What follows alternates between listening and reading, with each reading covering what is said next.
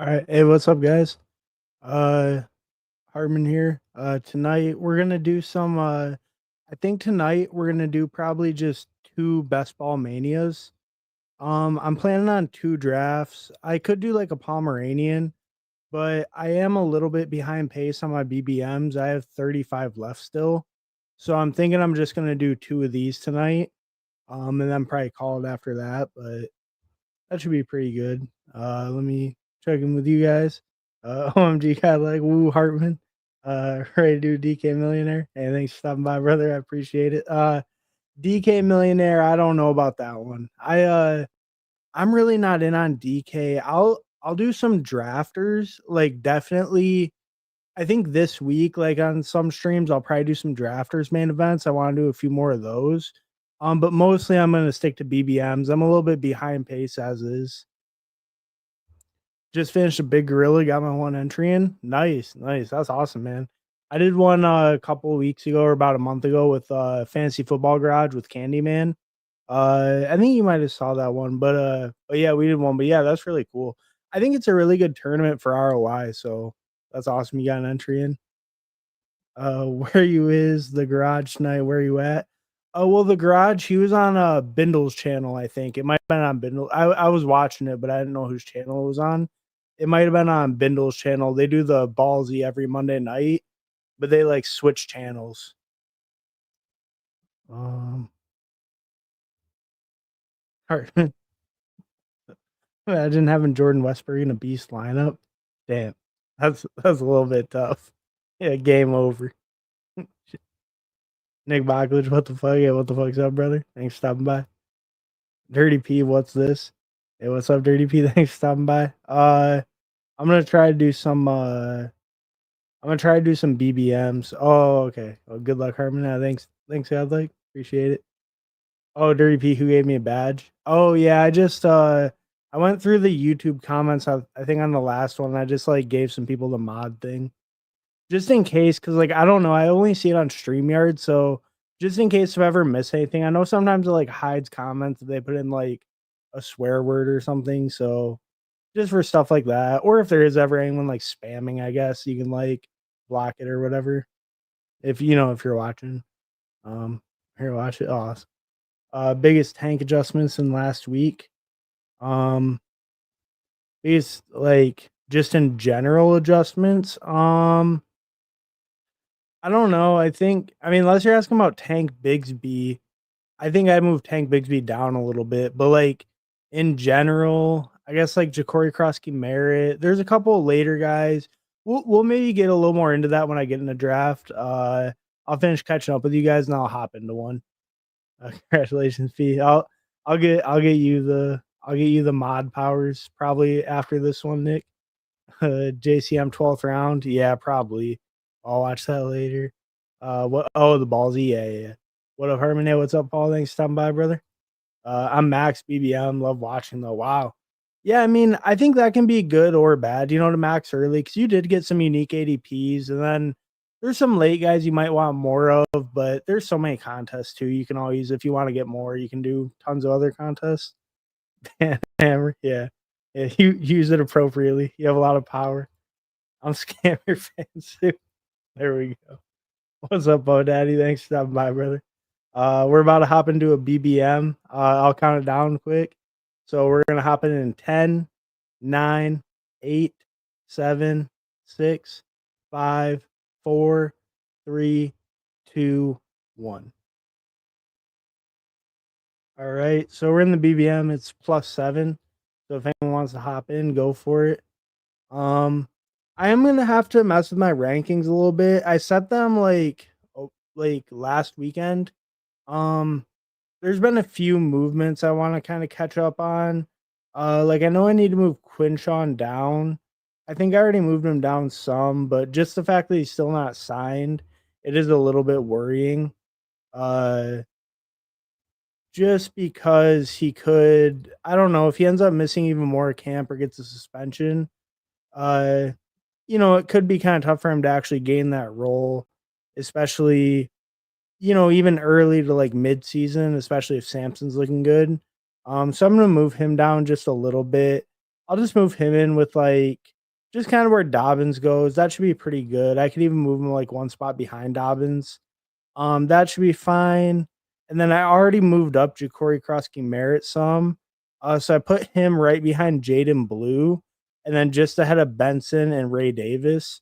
I also have Blue higher than ADP, as you can see. So just behind like Tootin ETN and then just behind Blue, that's where I put JCM. So let's go back over here and see if this draft is filling. Oh, and I have a bunch of slows going right now too. All right, cool. Not right now. Oh, cool. We got Green Bean in the one spot. I don't know if he was in the chat, but sometimes he stops by.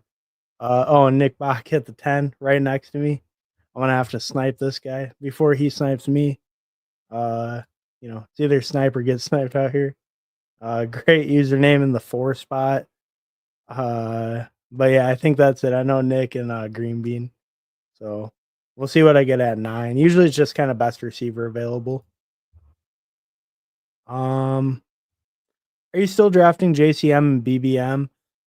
Yeah, I mean, probably. I don't really have much in BBM, to be honest with you. My late clicks were kind of more like Taj Brooks, Jarquez Hunter, Keaton Mitchell. Like I like those guys a lot. Those are kind of my late clicks of choice for the most part. So I don't really have much JCM in this. I'm willing to pay the price. If he's the breakout guy, I'm gonna get at least some shares. I'm not gonna be totally without him, and I'd rather do it sooner than later, depending how quickly he's moving up. Because I don't really see the hype dying down much, but it's tough to say. I don't want to like click him every draft right now and way reach on him, but I'm gonna try to mix him in, especially if I can get him maybe in like the 130s or so. I know he's getting pulled up kind of in that range, but sometimes ahead of that. So we'll see in that range, kind of is where I'm looking at him. I know Nick Box obviously right next to me, so maybe not in this one, uh, but we'll see. Uh, yeah, let's go. Hell yeah, let's go. Snipe me so good. Hell yeah, brother. I'm on it. I'm here. Just forgot to say, hey, but good luck, sir. Hey, good luck to you too, Green Bean. Thanks for stopping by, brother. Take Hendo in the first to snipe Bach. That's not a bad idea. I could take him in the 3rd. But no, Henderson's a guy actually for me that I'm not chasing up the board as much. Just because I already have quite a bit. So here we'll go Neighbors. Yeah, I mean he has the back issue, but it sounds pretty minor, so we'll just go Neighbors. Him and Amon-Ra is kind of a toss up to me. Uh But I feel fine grabbing Neighbors there. He could just have so much volume this year. And then I'm just gonna make sure my like little overlay tools all set. And then that way I can see my Neighbors combos in BBM. Um and then that way I can try to get a unique combo. Like maybe not something I do every time. So with with Neighbors and BBM, I had an Amon-Ra team, I have an A-Chain team. I have 3 Brock Bowers teams, so maybe I want to avoid Brock Bowers here. I don't have a Henry team. Henry goes. I don't have an A-Chain team, so that would be oh, wait. Oh, no, I do have 1 A-Chain team. So I have one of all these basically, unless I wanted to reach to get Taylor. Um, I think I'll just take A-Chain here. I could reach and get Taylor. I'll just let it take A-Chain. Um, that feels fine. That's only a combo I have one time. I know A-Chain is falling a little because of the injury, but I'm not super worried. It's a short-term issue. I think his price is like pretty good, especially going after Genty and Henry both. I'm a little bit lower on A-Chain, so I do kind of want to buy the dip. It's not the best time maybe to buy him like at 16. Maybe you can get him a little bit later, but I feel fine getting him at 16 still. And he is a guy I need more of, so that's kind of why I'm willing to pick him maybe a little bit higher, not like letting him fall to 19, 20 range where I've seen him, a few times. Um, get ready to learn 88 JCM. I'll believe it when I see it, Nick. I'll believe it when I see it. I mean, that's the thing, right? That's where B Rob used to go, so you should just go in B Rob's old spot. 1 second.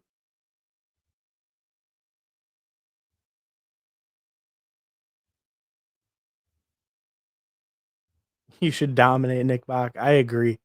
I agree. Or wait, are you saying he should dominate? No. I should dominate him is what's gonna happen.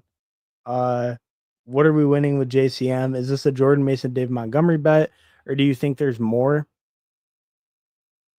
If they trade away B Rob, like if that's legit, I mean, I don't know because big national reporters are reporting on that. So if that's legit, then it really gives him runway to take like a massive role. Like, I don't think Jordan Mason, Dave Montgomery bet, like maybe that's like the 99.999 percentile outcome, but like to get a workload like they would get maybe like solo, but to be like Jordan Mason if Aaron Jones is healthy, I don't think that would be crazy at all if B Rob's traded. If B Rob stays on the team, I think the hype's getting out of control. I don't think JCM will be worth it. But if the trade rumors like are true, then I think JCM could be like, as good as Jordan Mason when Aaron Jones is healthy for sure. If not better than that. Um but if B Rob's on the team, I think the hype's getting a little bit out of control because that's just too many people in the room, too many people in the way to really like consolidate that work without injury. Or do you view JCM more as an Ollie Gordon, Kyle Manung guy? But I think I figure each one of those guys, Mason Montgomery types as well. So I think JCM has a better chance to take over like the main lead role without an injury than the guys in the tier that you named, like just they're the second tier that you named. I think he has a better chance to take over a role, but I think he carries a lot more risk than like the Jordan Mason, Dave Montgomery because his role isn't guaranteed. That's Tyreek Hill at 33 right now. Huh. That's crazy. Yeah, and I have A Chain. I mean, it might be a little heavy on Miami, but that's crazy to get Hill at 33 now. He doesn't usually go much past the turn lately. Yes, that feels really good. I got him and A Chain together. Getting Mike Evans would be kind of cool. Damn, Nick took Ken Walker in the third round. I mean, get your guys, I guess. I'm kind of surprised it wasn't Trevion instead. That's crazy. You would pass Trevion, get like an injured guy.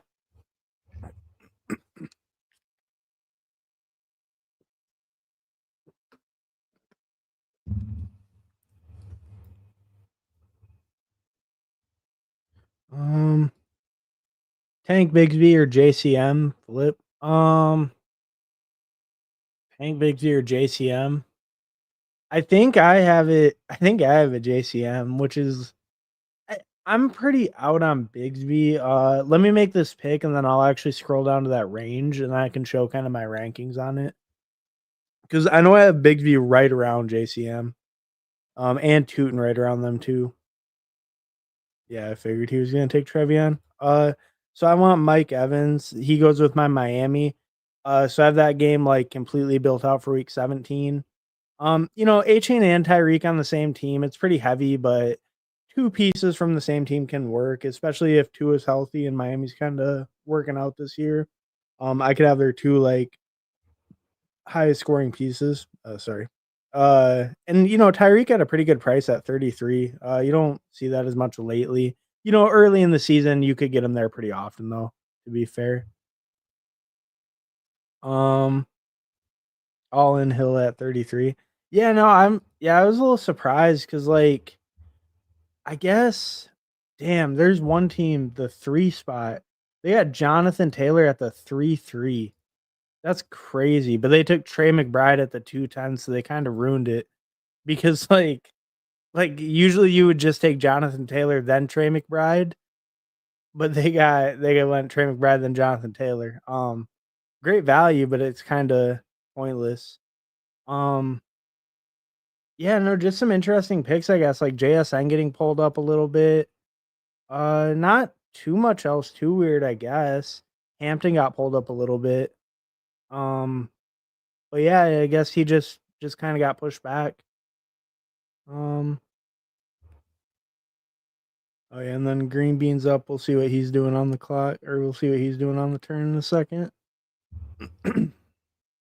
um, Nick got BTJ, Drake London, Ken Walker, Trevion.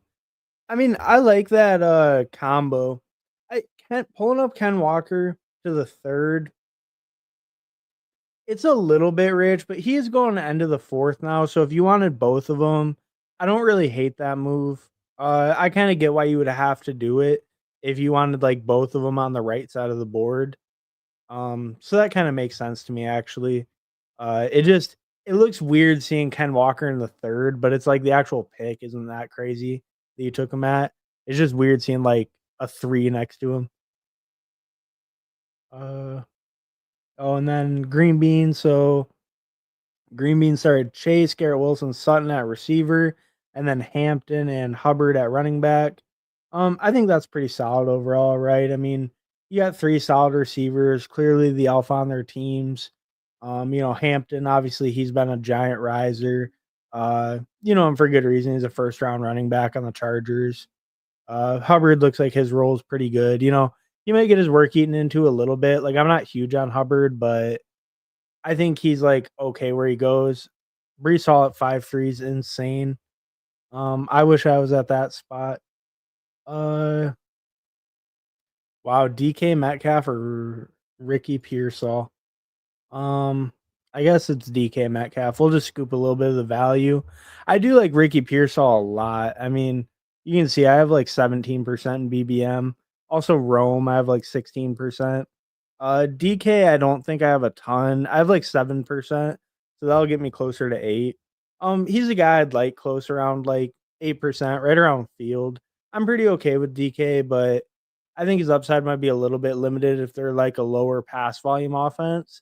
But I think just as the alpha, he'll have a solid floor all year for you. He could have some spike weeks. He can make big plays. Um,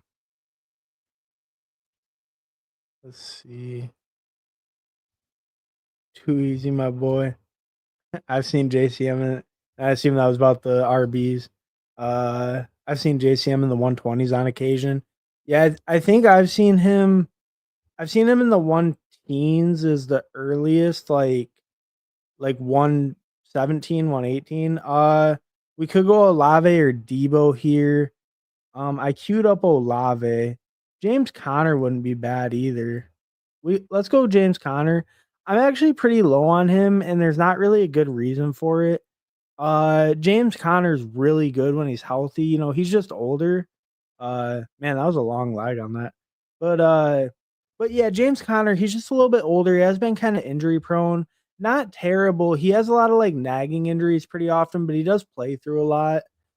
Um, he's great when he plays, and I just don't want to be really like below field on him because if he is healthy, then he's an incredible value in the sixth round.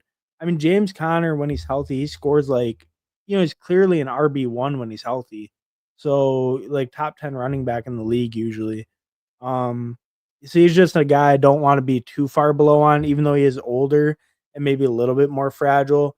Trey Benson doesn't really worry me. It's more just all about Connor's health. If he's healthy all year, he's an absolute smash. If he misses even like, I don't know, 3, 4 games this year, I still think he's a good pick at the 6'4". Obviously, the games missed could come at a terrible time, but if they come at a decent time for your team, I think Connor's a good pick at the 6'4", even with 3, 4 missed games this year. He just scores like great when he's healthy. Um, Latest I've seen Hell go in a long time. Yeah, I feel like I'm kind of surprised. He doesn't fall too much. Usually it's like Garrett Wilson or something will fall or like Marv or something. Pinged you on Twitter my main event 1 hour ago. Oh, I'll check it out. All right. My bad. I wasn't really on Twitter much. Uh yeah, my bad. I'll check it out. I'll probably pull it up like on the stream in a minute, or maybe I'll get it open, then I'll pull it up like after I do this draft. Uh yeah, not that crazy combo. Um oh yeah, because people can get it earlier. Yeah, no, I agree. Um You'll need to get with Candyman for the bull case on Tank. I think he's a good click, even in the 120s. Um, I think Tank's a fine click. I don't really. I get it because like the argument is that he can pass catch. It's just that they didn't really use him in that role too much. I do worry about him as a pass catcher. I know the argument is like He caught 30 passes as final year in college, but I I worry about his upside because he hasn't shown pass catching at the NFL level, and he can catch 30 passes in college, but he's played at the NFL level for 2 years. He had, like, over 200 carries last year, barely any receptions. Maybe Cohen uses them different, I guess, is the bull case there, right, with the passing game usage. Um, I guess the problem with me is I'm just a huge, like, Tootin' bull. And that just limits how much I can really be in on Bigsby, and maybe that's wrong.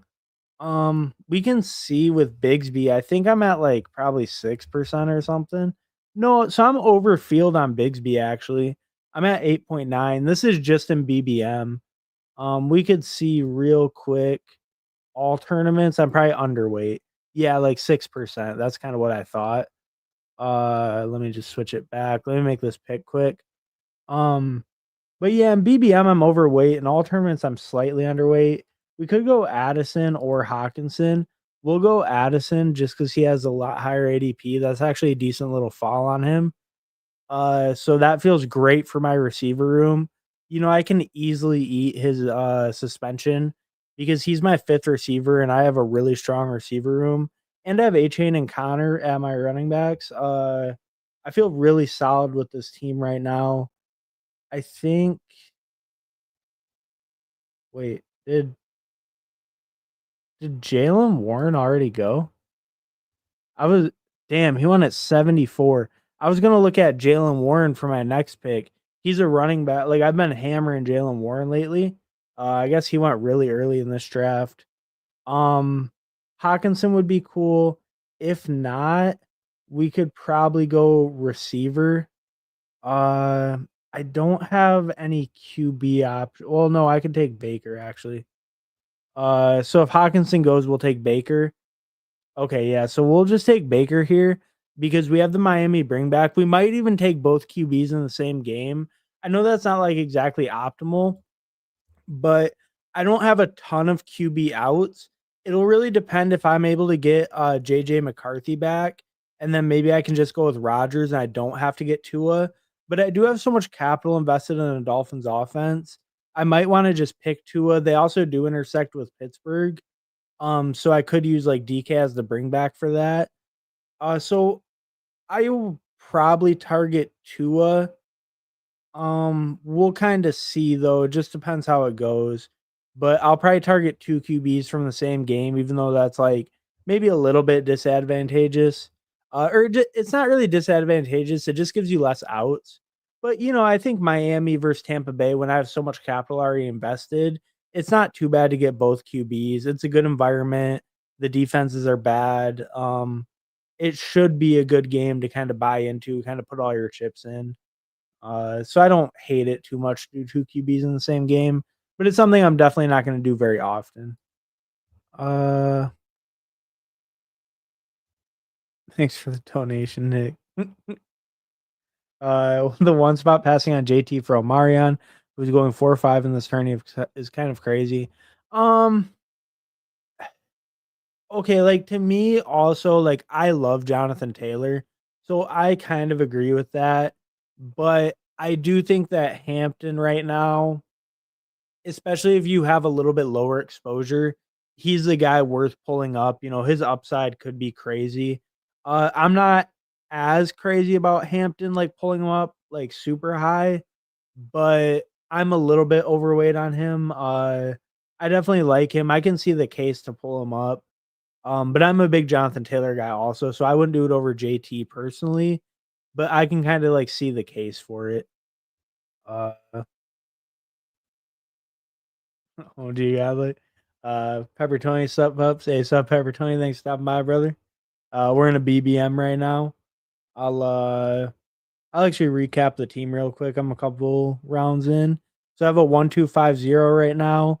I have Baker Mayfield. I have A Chain and Connor at running back. Neighbors, Tyreek Hill, Mike Evans, DK Metcalf, Jordan Addison at receiver. So looking pretty good right now.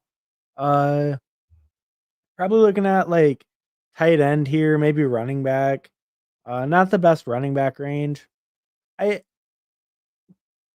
I'm kind of looking at B Rob because it's like if he gets traded, isn't that bullish for B-Rob?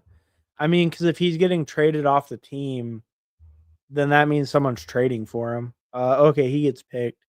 Uh, we could go Kyler with just James Conner, and that is a pretty light stack, but this is a really nice price on Kyler. I don't hate that. I don't hate Colston Loveland either. Let's do Loveland, and then that opens up Caleb if we want him also. So it just gives me a little bit more options. If Kyler falls back, I'll probably just pick him. I don't know if anyone over here has Marv. I know Trey McBride's here. Marv is also over here, so no one has Kyler stacked in this range. Someone might just take him on stacked. I can totally see that. And if they do, I might go Caleb. I could go Drake May. I could go Tucker Craft. Maybe not Tucker Craft because I already have a week 5 buy at tight end. But I go like Njoku. You have a lot of options. Probably just QB and tight end mostly. I could look at running back. Like I like Scadaboo. He's been falling though. Quinjon, I actually need to move down in my rankings even more. I don't really know how far he's gonna fall. I'm just not really clicking him right now, but I'm just kind of seeing how far he falls with the whole not signed yet, still investigating. I think we go Kyler on the big value. I think Kyler is mobile enough that you can actually take him without any stack.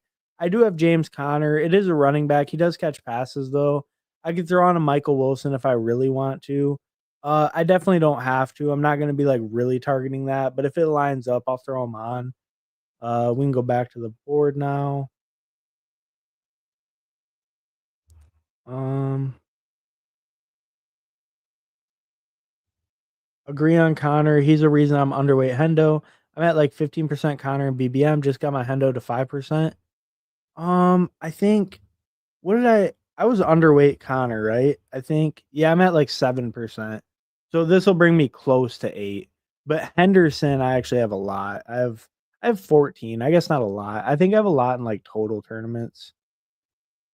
Total tournaments, I'm at 15 and a half. So not crazy, I guess, but I have a good chunk of Henderson. Connor, I'm slightly underweight in like all formats. So switch it back to BBM. All right, we'll go back to the board. But yeah, I can see that. I think Connor's a really good pick there. And if you're picking him over Henderson, it's like Henderson's an explosive player, but there's no way you could have known he's going to be the guy to take the fucking kickoff back for 100 yards on his first touch. Like he's a guy that could do that, but the odds weren't great that he would do that. And once he did that, it was over. The 6th round, never again. 5th round, maybe never again for him. Uh, I did it early. You good? Damn snipe. JCM. Oh yeah, he's still there, right? Yeah. Oh man. And I pick yeah, no, this is perfect. We'll take JCM here.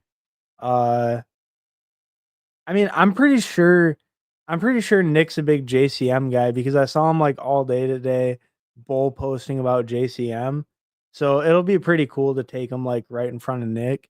That'll be cool. And Joku there would be pretty nice though. I do got to say that. Um I like Tootin a lot too. I like Jaden Blue. Oh, JCM goes right there. I'm probably gonna go in Njoku if he's available. Yeah, I'm real high in Njoku. Like you can see, I have him ranked like 10 spots ahead of ADP. He fell all the way back, so that works out perfect. And then tons of running backs I can pick here. So just kind of see what comes back around this turn. Uh, QB, I can stop if I want. I'm gonna try to get Aaron Rodgers if I can, but if not, it's not really a big deal. I can just stop at 2. Uh, Either way is fine. So we'll just see if Rodgers comes back at a good price. We do have a bring back with Njoku on him now too. So we have that game kind of built out with the Pittsburgh Cleveland. So we would like Rodgers, but it's not like a deal breaker. We don't have to. Here I definitely want a running back. I'm probably done at tight end. Receiver is definitely only going to be 7, and then quarterback could be. So I think here I'm going to take Jaden Blue. Just looking at running back, I like Braylon Allen too. Rashad White, his ADP is quite a bit lower, so I might be able to get him back. So we'll just go Blue there. I'm really high on Jaden Blue. I have like 23% in BBM. Braylon Allen, I have 9%. I'm overweight, but not a crazy amount. It might be going a little bit heavy with Jaden Blue, but all the camp reports sound great about him. And I don't know. I can't believe in Javonte Williams and Miles Sanders at all. I don't think they're good. I don't think they're like starting running back level talents. And maybe Jaden Blue isn't either, but at least he has like abilities that make him special, right? He's fast. And that's at least something. There's been a lot of fast guys that suck, which is, true. But he's a decent pass catcher. Um he can fill a certain role and maybe expand that role over time. I think just with the weak competition in the Cowboys running back room, like Blue can maybe take over a pretty good role. And if it is like 15 touches a week, like if he can even get up to that mark, I mean a guy that can explode like him can turn that into usable weeks for your team. So I don't know. He's a guy I'm hammering, but I'm probably gonna hold it kinda around that percentage I have, like 20 to 25 range is where I'd like Jaden Blue at. That is a really heavy exposure, but I'm pretty happy holding him probably in that same range, like 20 to 25%. Uh, I think Tank is the best runner on the team, especially at the goal line, unless they feed it all to LaQuint Allen. There's a nice film breakdown on Tank that I shared with Candy. Yeah, no, I think people have said that too. Like I've heard people say that where it's Tank is the best pure runner. And like some of his advanced stuff is definitely better than ETN as a runner. Um it's tough. I mean, like I show, I'm not really out on Tank per se. I was slightly overweight in BBM, slightly underweight in total, like my total portfolio. Um it, it's just I'm more in on Tootin for the upside, but I do understand like I think Tank could definitely take over that, like, early down role. I really do question him as a pass catcher. I know that he showed it in college somewhat, but it's been a lot of opportunity in the pros. Maybe not a lot of routes, I guess, but, I worry a little bit about the receiving upside, but I do think that, he could definitely be a good pick where he goes. Um, sorry, Rashad White or Cedric Tillman. I guess we'll take Rashad White. We'll get a little bit more of a stack. I know he's injured right now. I think it was a pretty minor injury. He might be back at practice already. Uh, let's see, Rashad White labeled day to day 8 days ago. I don't know. They said it was pretty minor, so I guess we'll see. But he feels decent there. He's stacked up. I have the Miami bring back. Oh yeah, I guess we might want to grab Tua here. Um, Okay, he goes. Uh, Not a big deal. Unstacked, but it's not really a big deal. Because I can still go for Aaron Rodgers, and then I'll probably push him though till the next turn if I can get Tillman or Algier, and then if I can get Algier, that probably ends my running back room. And he has a bring back on my Tampa Bay and Arizona. Um, week 15 and 16. Like, obviously, he's a backup running back, so he might be useless, but it is a little bit of a game stack for those weeks, if he is the starter for some reason. And I feel decent stopping my RB room there. I'll I'll probably actually add a sixth because I am stopping at 2 tight ends most likely. So I might add a sixth running back here, but we'll kind of see how the board falls to me. Um, there we go.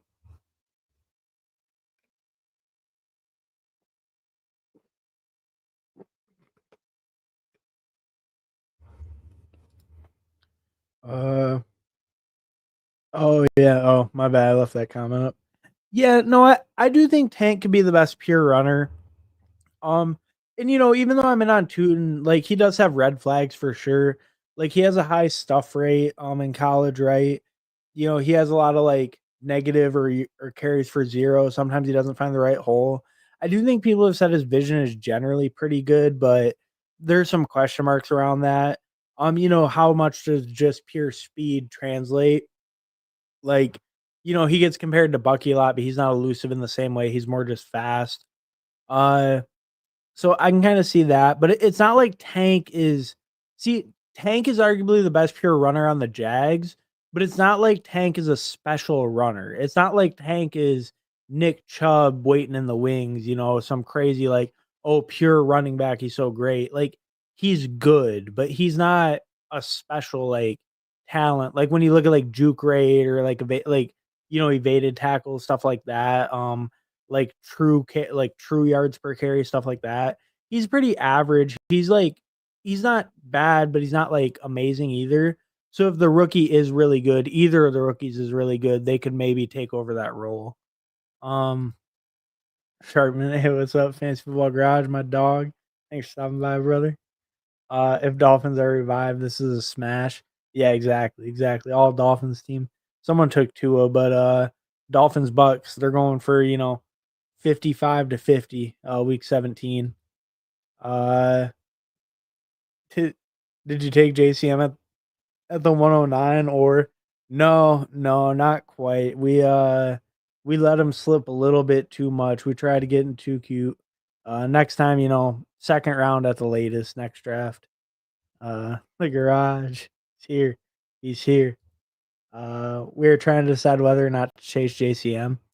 Yeah, I mean, I got Bill as my 101 now. Want to make sure I get my exposure.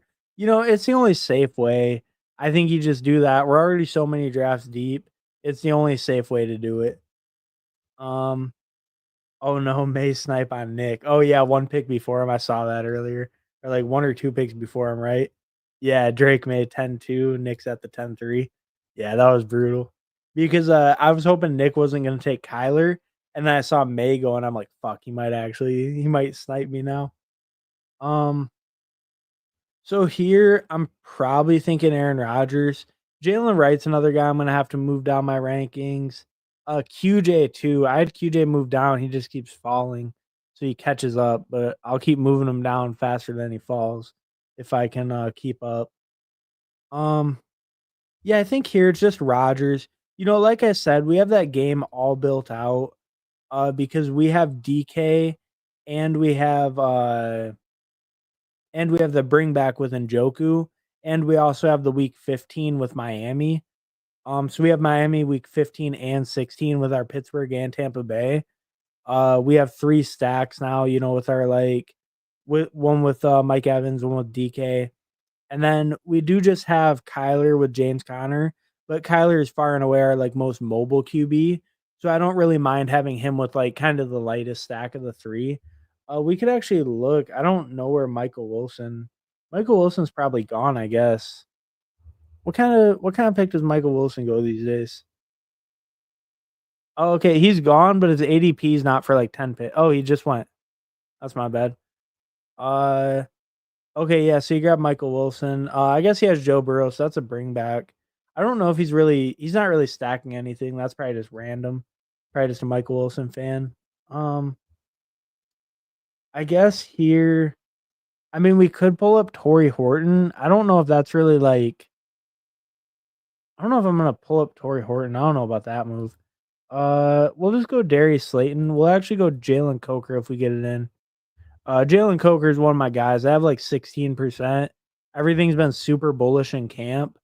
So I'm just gonna keep taking Jalen Coker. I know he's going a little bit higher now. I guess I kind of just pulled him up actually. So he's not really going too much higher. I just pulled him up. But yeah, I'm pretty high on Jalen Coker. I think he's gotten good coach speak. Apparently camp's gone great. Looked good in the preseason game. He's definitely a guy I'm adding on my squad near the end of drafts. Uh, yeah, so we'll kind of see how the rest goes. Right now, I'll go over the team real quick. We have a 3-5-6-2. So we have Baker, Kyler Murray, Aaron Rodgers. We have Devon A. Chain, James Conner, Jaden Blue, Rashad White, Tyler Algier. We have Malik Neighbors, Tyreek Hill, Mike Evans, DK Metcalf, Jordan Addison, Jalen Coker, and then we have Colson Loveland, David Njoku. So I feel pretty solid with the team overall. I think tight end is good at 2. Wide receiver feels really solid. Running back could actually maybe use a 6th. Quarterback feels solid as well. I could have just stopped at Baker and Kyler, but throwing on Rodgers doesn't hurt. And I think stopping at 2 tight ends, that allows me to go 3-6-7-2, which I think that'll be the build I go with, 3-6-7-2. So we'll see what comes back here. And then yeah, that's what I'm thinking. And then we'll check out my team. We'll check out Nick's team and Green Beans. And then we'll hop in one more BBM tonight. 14% Hendo, 4% Connor here. Taking Connor now on the slide. Packed my Hendo bags in the 5th and 6th. Yeah, I'm the same way. I had a lot of Hendo. Connor, I was almost at field, but just under. But yeah, I had a lot of Henderson. So not actually close to almost like the same as you. Because mine was like 13 point something, 13.5 or 6 or something like that. Yeah, and then Connor was at like 6. So yeah, no, I'm kind of doing the same right now too. I started mixing in Joe Mixon again at around pick 90. Not thrilled about it, but feels kind of prudent to lower my overall cost. Man, I mean, I am not picking Joe Mixon right now, to be honest with you. Like, where'd he go in this one? I feel like 90 is early for him now, right? Doesn't he fall into the hundreds quite a bit? Yeah, like in this one, he went 108. He's fallen in the hundreds like often lately. Oh yeah, Isaac Tesla, that's what I wanted. So homer pick, we all have him here and there. I have see, I'm a little bit underweight Tesla and BBM still. So he's a guy, same thing. He's getting great camp reports. He was a 3rd round pick. They traded up for him. They traded away future picks for him. It's like, I don't know, it might be too crowded for him to really get a role, but just with the upside, he's huge, he's fast, he's an athletic freak. Like, if he can just catch some like deep passes or something, he could be a viable pick. I'm throwing him on. I definitely want some exposure. And like I said too, I'm a massive Lions fan, so the Lions rookie that's getting all the camp hype, I'm always going to be a slappy for that. So, take the advice on Tesla with a grain of salt, but I'm definitely mixing him in quite a bit near the end. And then I think running back here for my last pick, Jalen Wright is apparently dead because Ollie Gordon took his chain, snatched his chain rather. Taj Brooks, I love Taj Brooks. I have 21% in BBM. That's an awful lot of Taj Brooks. I would actually take Sean Tucker if I didn't take Rashad White already. Um, we're really leaning towards Taj Brooks here yet again. Yeah, I mean, I'm already like quite a bit overweight on Jalen Wright, and it sounds like he actually might be cooked. I also had A chain, so I can't really take like I was thinking about handcuffing him because it's in the 18th, but I don't know. It just doesn't feel great right now. A chain is hurt. Maybe a handcuff wouldn't have been bad, but I'm just not really into handcuffing my guys, especially a 2nd round pick. Uh, so I'll catch up with you guys, then I'll go over the teams, and then we'll hop and do another BBM. Um, yeah, that feels a little pricey to me. If you're in on Mixon, I get it. I'm just too spooked with the injury right now. I'm really not clicking him as is. But he could be a massive value, if he plays week 1, even if he misses 1 or 2 weeks and he comes back healthy, he's a massive, massive value. I'm a little too spooked with the older running back coming into the season injured.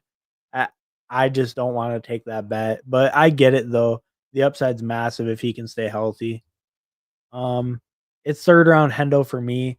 I think 3rd round Hendo is like, I don't think it's the worst thing. I think it's just the worst thing in BBM because it's been open so long. It's like, if you don't have exposure and you really want Henderson, I think you just say screw it. Like, I don't care where he's going. I need my exposure.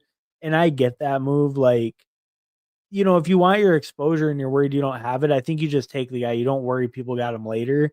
But like if you're overweight, I think then it's debatable. I think you do kind of pick and choose your spots a little bit more because you're already overweight at a way better price. So it's like a worse price in your portfolio. All the ADPs are different, so you don't want to really fade a guy. But when you're picking them over guys who are debatably better, it's like tough, right? Because Henderson doesn't have that guaranteed role that those guys in like the third round do. So it's just a little bit tough up there. Like he's a little bit too uncertain. He might split a little bit too much for me in like that third round range. I don't know. I think you can though if you're a little bit lower, or if you really love him. If you think he's like the fucking dude, then yeah, do it. I mean, because at the end of the day, it's your money, it's your exposures. Like, if you think he's the fucking dude, like I can see that. I mean, he could be the dude. He could be like the breakout rookie RB of the season. That wouldn't be that crazy. But for me, it's a little pricey. Slightly underweight Connor. Don't know he won the last two BBMs. No, I guess I didn't know that. Damn. All right. Much more James Conner incoming. Wow. Yeah. Hendo is still making it to the 4-5 on occasion. Won't be clicking him in round 3 unless I have to, and I probably wouldn't.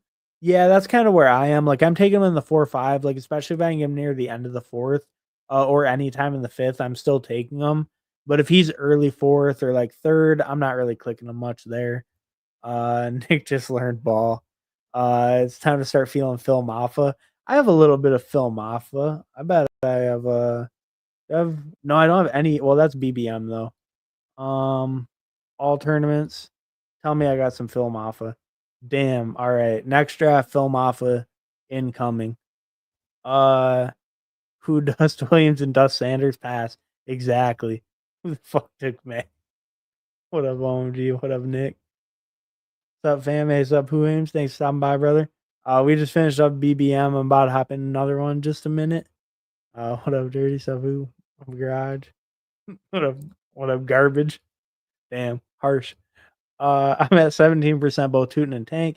ETN has been the stone fade. Just wondering if want to pay 120's price for JCM. I've got 6%, which was great when he was undrafted. Yeah, I'm willing to chase him up a little bit just because I said like I was saying with the upside being so much with B Rob, like with the B Rob trade being possible, like actually possible. I'm willing to chase JCM up a little. Sorry, I'm willing to chase JCM up a little with the B Rob trade being possible. But if B Rob's not traded, I think that the price is like getting way out of hand. I think like 140s, 150s is probably my limit if Brian Robinson isn't gone. But right now, with the ambiguity, I'm willing to take JCM like 120, 130 and take that hit just with the ambiguity because if Brian Robinson is traded, JCM's going to go like pick 90. Like, I'd be pretty certain with the hype. If Brian Robinson gets traded like tomorrow, I would say by next week, Ja'Cory Krosky Merritt's going like 80s or 90s at least. If he's not getting more hype, maybe Chris Rodriguez playing over him in the preseason tonight is able to keep his price down a little. But I think if Brian Robinson's gone, people are just going to be like, put JCM at the Brian Robinson price, and then they're going to love JCM. So then they're going to hype him up even more. I think that's what's going to happen if B Rob goes. Damn, I'm like way behind. How far behind am I? Oh, not too bad. Okay. I take JCM 101 if he could play the Bengals all 17 weeks. Hell yeah, dude. If anyone could play the Bengals defense all 17. Oh, James Conner should be a 4th round pick after these 2 Bengals games. Yeah, no, for real. I mean, he might cook them. Is Garage coming on in next BBM? I don't think so. I mean, he already streamed tonight. Garage, he did his stream ballsy. He has ballsy take of the week and everything. 6-9 DK Millie JCM market down. That's crazy. That's the DK streets for you. I smoked Dirty P. I don't think Dirty P was in there. But I'd take Caleb Johnson after JCM. And that's pretty valid. Caleb Johnson, I don't know. He might be kind of a fraud. It's Jalen Warren season, buddy. Uh no, but that's just that's wild. How scared the cabal is on mixing based on info they've gotten scares me. No, me too. I'm just not clicking them like right now. Maybe we get some news the last week and I can just hammer them like crazy or just keep fading. But I just can't do it with his age and his injury history. I can't click him right now. It's just too risky. The upside's huge though. I get the reasoning to click him for sure. They have fourth hand info though. Oh yeah. Pepperoni true, but I was 15% mixing before. I do take him a little at 100-ish if I already have 2 studs. I can see that too. If you think they can carry him, like if you are worried about the injury a little, but you're like, oh, maybe he misses 2-3 weeks because it's like an ankle or something, right? And then you have the 2 studs kind of carry you. Then you have 3 like really hammering down the stretch or right in that midseason point. That could be really nice. Yeah, that's a good point. Mixing him miss like 6 games at pick 90 plus and be a hammer for you. Yeah, like I always think of like this one saying I heard. I think it's the BDGE. If any of you guys like, I some of you guys probably know that the like Nick from BDG. It's don't find what is it? Don't find injuries because injuries will find you. And just with like an older running back like that, like I mean, well, like Jalen Warren, that's a guy I said I'm high on. Jalen Warren was going to be fine week 1. If preseason week 3 was a regular season game, Mike Tomlin said he was going to play. And then what happened? He like didn't play for 2-3 weeks, came back, got re-injured. He like missed more time. Then he sucked when he came back. So he was never fully healthy. It's like or Travis Etienne, same kind of shit, right? It's like I don't know. You just see guys like that and Mixon, he's older, like, he's nearly he's closer to the end of his career, right? And he's dealt with a lot of injuries in his career, a lot of wear and tear. He's been dealing with this injury for months and months. It's not like he picked it up in a preseason game. I'm really worried about a running back like that maintaining through the season and being valuable. And just how he's gonna start. Like, is he playing week 1? Is he gonna miss 6 games to start and then try to come back? What's the deal? I don't know. Um, in my opinion, third round Hendo is rich, but in a lot of trade offs, it's going to be Garrett Hendo versus Rome Ricky Hendo. Um, Garrett Hendo versus Rome Ricky Hendo. Yeah, no, that's a good point. I mean, right? Yeah, yeah, that's not a bad point because like the receivers you can get on that 5-6 turn now that the running backs have moved up or maybe a little bit nicer too. Because you're even getting like I mean like I know me and you both like Roman Ricky, but like if you like Zay Flowers, Calvin Ridley, like those guys are falling back there sometimes. So yeah, there's a lot of good receiver options back there. And then even in the sixth, like Olave, Debo, guys like that. So that's a fair point. You can get a lot of good receiver options in that range. Um, we're cooked a little. Okay. Uh, yeah. As soon as I clicked Jordan Mason, I saw Addison was still there and knew I had messed up. Damn. Uh, whole garage on stream and debate. LOL, I'm in bed. Yeah, no. Me and Garage we'll have to get on a stream together sometime soon. But I'm sure we'll be able to get it set up. But yeah, it's always a good time talking with Fantasy Football Garage. I mean all you guys in the chat and all the guys that stream. Um, I'm scooping the B Rob balls. Yeah, no, me too a little. I know I didn't really in this draft. I think he went 1 pick before me at one point, right? I said that I was about to pick him, or I was like thinking about picking him, and then he went. Yeah, when I took Loveland, he went 1 pick before me. I would have probably picked him there. I do like Loveland a lot, but I'm also scooping the B Rob balls because it's like if they trade him, that's bullish. If they trade him, he's probably gonna go up because he's gonna be like a Cowboy or a Texan or something. Um, or a Bear, hopefully. Fuck DeAndre Swift. That would be the best. Uh, but yeah, no, I'm kind of doing the same. I think even if he gets traded, that's super bullish for him.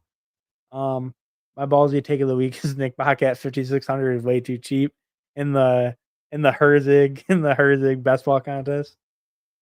Agreed. That Chig exposure though, my Chig exposure is probably low. I don't even want to look. It's probably like 2%, 3.7. That's all tournaments. What's BBM for? Yeah, consistent. Yeah, I don't know. Like half the field. Gunnar Helm's taking his job. Gunnar Helm snatching his chain. That's what I heard. It's 11 p.m. Central Time. Your week. Candyman's got like a whole ass like family, so we'll give him a pass. I'm just straight chilling. Eliminator tonight. Um, Kyle Pitts is steaming. Maybe to some people, I'm not buying Kyle Pitts team. That Kyle Pitts team was for like a year ago, more like 2 years ago. Eliminator tonight. Wait, no, Eliminator tonight. Big Eliminator. No, I don't really think I'm gonna do any. I might do. I think tonight I'm gonna do one more BBM and call it. But I am gonna maybe do like a Great Dane on stream later in the week if it's still open. I've already done 2 of them. I just didn't do them on stream. I probably should have. But maybe if I can fill one of those later in the week, I'll do it. Like maybe tomorrow's gonna be a little bit later for me. Maybe like Wednesday if it's still open, I'll do a Great Dane. I could do that. I'm not really opposed to the higher cost. I just don't love the big elim. I did like 50 regular eliminators. Maybe I'll do like one eventually, but I'm not super into it. Um, oh, Green Bean, gotta get up at 6:30, my guy. Stay up late, it's catching up for me. Yeah, get some sleep, Candy Man. No, you're good. You're good. The chat's peer pressuring you. Nick Bachlich, I got you in that lineup. Hell yeah. Will you do a Herzig contest entry? Yeah, no, I will. I mean, I'm in the like player pool or whatever. I will. I guess I'll wait until a little bit closer. Maybe sometime this week or something. Maybe one of the other times when I stream like later in the week when it's on like the weekend or something, I can kind of go longer. Uh Maybe I'll do the entry like on here or something. Crowd, what the fuck you doing in the bedroom? Just messing with the candy man. Mass entering palms. Hell yeah, for real, dude. Uh Cash prizes for Herzig. I'm hearing sounds fun. Yeah, it said like 5 grand for the winner. It's crazy. Damn, I'm still like hella behind. My bad. I'll try to get through these quick. I'm 100% on Jaden Reed since the boot news. I'm kind of the same. I've picked him a couple times, like to be honest, just because that range is like so dead, and then like Jaden Higgins isn't even getting the best reports. So it's like you can either pull up like Michael Pittman or Keon Coleman, or you just pick one of the hurt receivers. It's like so tough for range. If you need a receiver, it just sucks. Like I like Laporta there, Hawkinson there is nice, or like running backs. I just hate getting receivers in that spot. Like where Jaden Reed goes. Um, I submitted my lineup, but I forgot who I put in. I was going for the meme effect, I think. Well, we know you got hit him with the gritty. We know that then. Who he been out the boot already, brother? Yeah, yeah. It's just a little concerning with the injury so early, and just with all the receivers suffering the injuries on the Packers lately, it's a little concerning. But I think Reed will have a good role if he's healthy. But he's dealt with injuries. Like he had a lot of nagging injuries last year too. Um, I'm just sending this so Sherman season in 8 minutes. 5 minutes ago I was close. Yeah, I'm stealing your bit, Candy Man. I'm stealing your bit. Let's fucking go. Just got blue at 137 DK. Yeah, no, that's pretty good. Where did I get blue? I took blue at 136. Damn, so damn near the same. Respect. You got him one pick later. What a value. No, but on DK he's more valuable because he's a pass catching running back, full PPR. So that's pretty nice. He's more valuable on there for sure. Uh, if you need a guest, I'm free. Um, I mean, sure, yeah. Yeah, sure, why not? I'm only gonna do W Hartman, Candyman going to be a sexo box. Uh, Quad box Thursday. I get. Oh, okay, I got what you're saying. Quad box Thursday with Hartman, Candyman going to be a sexo box. Yeah, I'm down. No, I got. Yeah, I'm down. What the hell? A bunch more comments just came in. Wait. How are the Texans playing Kirk and 2 wide receiver sets? This betrayal. He's a slot demon. I don't know if you heard. He's a slot demon. He's literally taking over.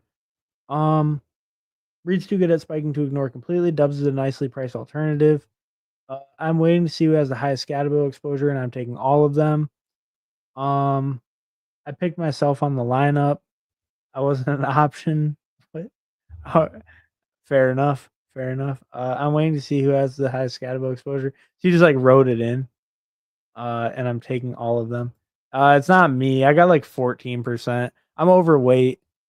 I can't get my Scatabo below 15% now that he's down near 120.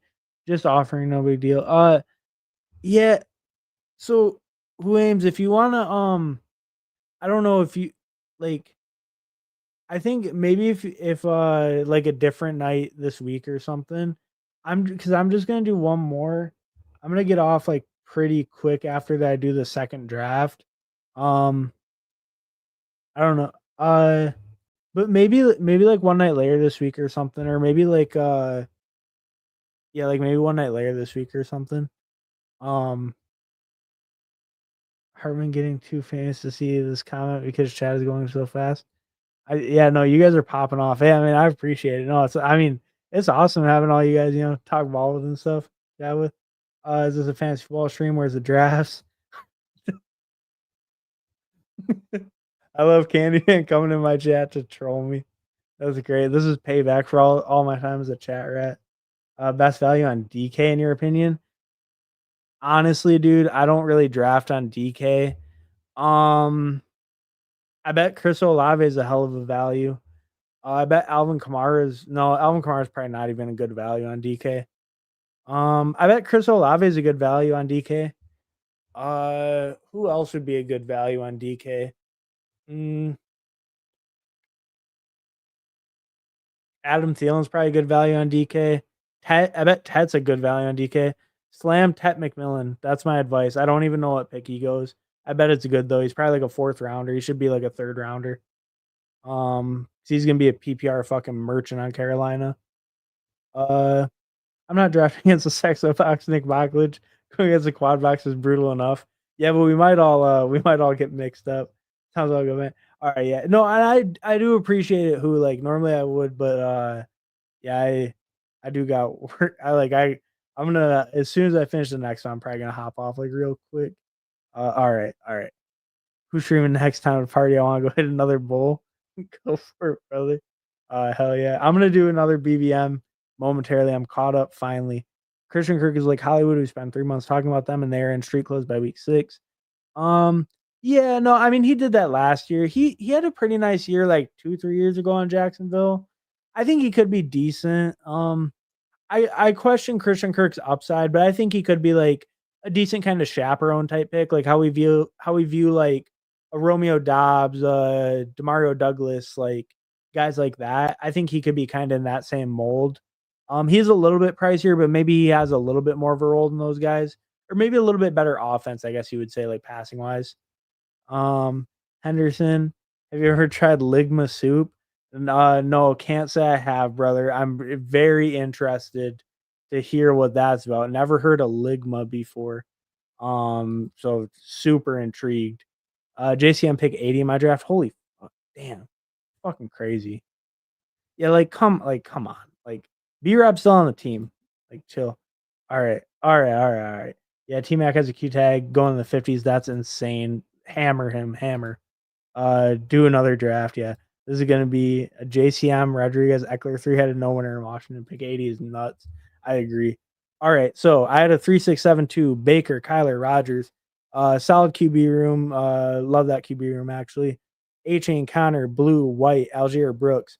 Good RB room, kind of some contingent guys. Like my top two, a little bit softer, so a little bit softer room overall, but I got good upside. I got White as some floor. Algier, maybe a little bit of floor, good contingent upside. Neighbors, Tyreek Hill, Mike Evans, DK Metcalf, Jordan Addison, Coker, Tesla. Really good receiver room. I feel really happy with that. Love my top 5. I should easily be able to cover Addison's suspension. Coker and Tesla, just some young guys with some upside. Might not do much early on, maybe later in the season they do a little more. And then Loveland and Joku, love that tight end room. Pretty happy with how this team came together, actually. Didn't get crazy with the stacks. Like Arizona's only with James Conner, but got Tampa Bay stacked with Evans, got the bringbacks with Miami with Hill and A-Chain. I got DK stacked with Rodgers and Joku bringback. So I feel pretty good with this team. Green Bean did a 2-5-8-3. Bo Nix Fields, like that QB room, doing the little double tap there. I like that. I like both those guys. I think they're good values. Those two easily stop at 2. Hampton, Chuba, Caleb Johnson, Jordan Mason, Keaton Mitchell. Really solid RB room. Spent pretty good capital there. Keaton Mitchell late, but top four really solid. Chase, Garrett Wilson, Cortland Sutton, Christian Kirk, Keenan Allen, Xavier Legette, Pat Bryant, Olamide Zacchaeus. Yeah, I mean, you can throw on Olamide Zacchaeus. He had a nice preseason performance, right? Um, I think it's okay with your top three. They're probably strong enough. Maybe your upside's a little bit limited at receiver, but you should smash at running back, so it should be okay. But I think your upside's gonna be a little bit limited with just like Kirk as your four, kind of Sutton, Garrett Wilson. They're kind of more like volume based. Like Sutton can kind of spike, but they're a little bit more volume based guys. So your upside at receiver might be a little bit limited, but I think it's enough to get through. Tight end looks decent. I really like Taylor there as the third. Tight end looks decent. Running back kind of will carry your team. QB should be strong too. And then receiver should be okay, but I think your upside will be a little bit capped. You do have Chase though, so that's kind of like the ultimate upside kind of in one player, right? So yeah, I like the team overall though, Green Bean. I think it's pretty strong. RB is obviously the very heavy strength, but the rest of the rooms look solid. I like the team overall. And then let's look at Nick Bach, and then we'll finally hop in another. So 3672, T Law, Michael Penix, Cam Ward.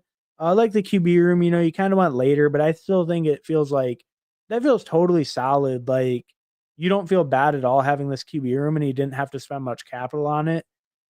Kenneth Walker, Trevion Henderson, RJ Harvey, Ollie Gordon, Woody Marks, Damian Pierce.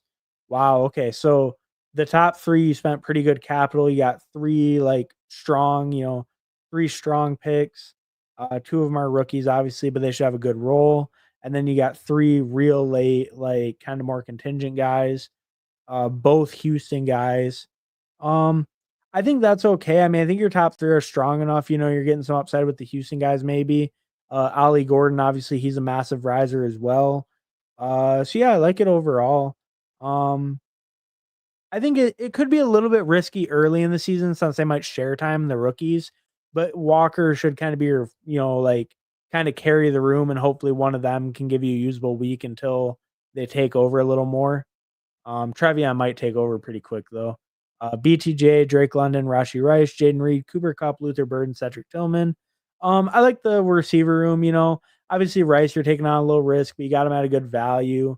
I feel like the rest of your receivers are really solid. Getting Cup as a 5 feels really good.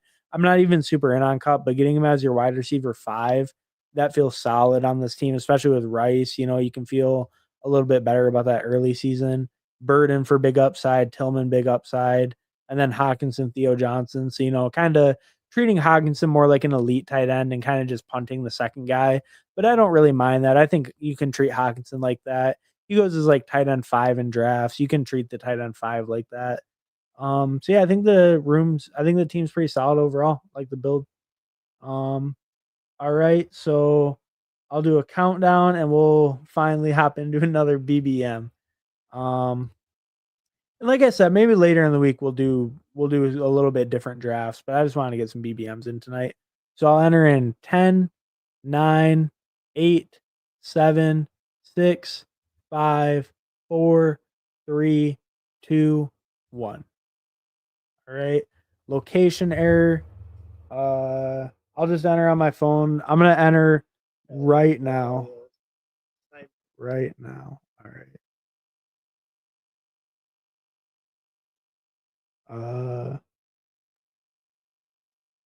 My bad if I rug pulled you. Okay, well there are still 4 more to start, so I probably didn't. So I'm in the lobby now. It's +3. So here we go. Yeah, sorry about that. I've never gotten the location error before on my computer. That was the first time, but I don't think if anyone was trying to get in, it didn't fill for sure because it's still waiting on 3. So we're good. Another best ball mania if anyone wants to hop in. Um, all right. All right, let me see. Oh yeah, I agree with that. Yeah. The JCM hype is so out of control. His name was Jordan Dunn. He would be going 160. People always forget handcuffs are missed, and 75% of the time, it's a no one committee of mediocrity. Yeah, exactly. I mean, well, there was like a guy like last time I was on, I was kind of talking about how I felt like that was Trey Benson. like Trey Benson, where I wonder if he consolidates work if James Conner goes down, like how much he can consolidate or not. If James Conner goes down like short term, I wonder if he can actually like claim a role or if he'll just kind of split time and then Connor's back and he's just back to being like change of pace. Eckler might be the real winner. No, I could see that for sure. And he's falling, which is like it makes sense if JCM's on the team, but with the B Rob rumors, like Eckler should be going quite a bit higher. He probably is starting to move back up like today and stuff. I probably just didn't notice as much. I haven't done a ton of drafts today. Um, I agree. JCM not known for receiving. Yeah, no, that's true. I just don't understand what the fuck Peter Rob did wrong. Uh, yeah, I don't really understand it either. I mean, I guess he's getting close to where they would have to pay him like money if they want to keep him. Like he's not going to be on a rookie deal anymore. So maybe they just want to get rid of him, keep the position cheap. They don't think he really is a difference maker at that position for them. I could see that. I guess is maybe the reasoning. 'Cause I think he's probably close to the end of his rookie deal. Debo got a run before JCM. Yeah, and he looked damn good on it too. But yeah, no, for real. Yeah. B-Rob 2 years removed from being shot. We no longer care about him. Exactly. Hartman plays me so hard. Thanks, bro. Yeah, no problem, brother. What the fuck tried to trick us? Yeah, no, I tried. I mean, the last team was solid, but I couldn't let you draft another one in my lobby. I was trying to make you multi-table. The fuck tried to trick us for EV. Yeah, no, I tried. I couldn't quite do it though. Let me actually. I can see your name. Let me see if anyone's in here. Uh, we got Nick back at the 6. I'm at the 12. I don't think I recognize. Oh, Green Bean at the 3. We got Green Bean this one also at the 3. I don't know if Billy P is someone or not. I know. I think I see him in some chats. I don't think I've ever seen him in mine though. He might just be drafting. But yeah, but we got Nick and Green Bean in here again. So we'll see how we do this time. I got the 12 spot. So, I mean 12 spots really just what falls to me. Uh so I would take Puka. Puka goes, that's fine. So I'm taking Genty here. Like we can see my rankings. I have Genty ranked the highest. I kind of think the FUD on him is like kind of ridiculous. Like he had a bad preseason game. Then he had a good preseason game after that. But he had a bad preseason game, and then all of a sudden it's like, um, wait. My bad. Okay, yeah. I don't have Genty, Henry yet, and BBM. I was just making sure about that. Sorry, I just cut mid sentence. But no, with Genty, I think the FUD's kind of crazy. Like, just with his prospect pedigree, like just on a bad preseason game, we're gonna knock him down into the second round. I think that's a little bit ridiculous. Like, given he went 6 overall in the draft, and just kind of thinking about workload wise, if every single running back stays healthy, I really question how many running backs will have a bigger workload than Ashton Genty does. I think it'll be very few and far between. Um, I think realistically it would only be like Bijan Robinson, Saquon. That's probably it. Like maybe A Chain with receptions. Probably not though, because he only got like 200 carries last year. I guess CMC if he's fully healthy. So like Bijan, CMC, Saquon. Those are the only players I can realistically see getting more carries than or more touches than Genty at running back if like everyone's fully healthy. Not like realistically getting more, but the only ones I would expect to get more touches than him. And even Saquon, I think it's debatable because I think Genty will be more involved in the passing game. So I just think Genty falling like, into the second round is just kind of crazy. I think at the 112 he's a fair price. I don't think I got like a steal or anything here, but I just think like where I've seen him, I've got him sometimes in the middle of the second. I think that's like very surprising. And especially it looks good in this draft where I see running backs getting like a lot of running backs getting taken, like pulled up a little bit. Like Hampton pulled up a little bit, Jacobs pulled up a little bit. So that's nice to see when you start double running back. Um, Good luck. Hey, thanks, appreciate it, brother. Honestly, I think it's because B-Rob disappointed last year because he was in and out of lineups. Everyone's still mad. Yeah, no, I picked B-Rob in some of my home leagues, and, I was kinda mad. I actually always kinda liked B-Rob though, but, if the role's not really, like, going to him fully, I'm gonna get off my priors. I would like to be in on B-Rob, actually. I'm actually a really big fan of B-Rob, but, um, it just doesn't really seem like it's going his way. I think he's still an okay price, but I don't know, it's hard to really be in on him right now. It doesn't really seem like the reporting is super favorable.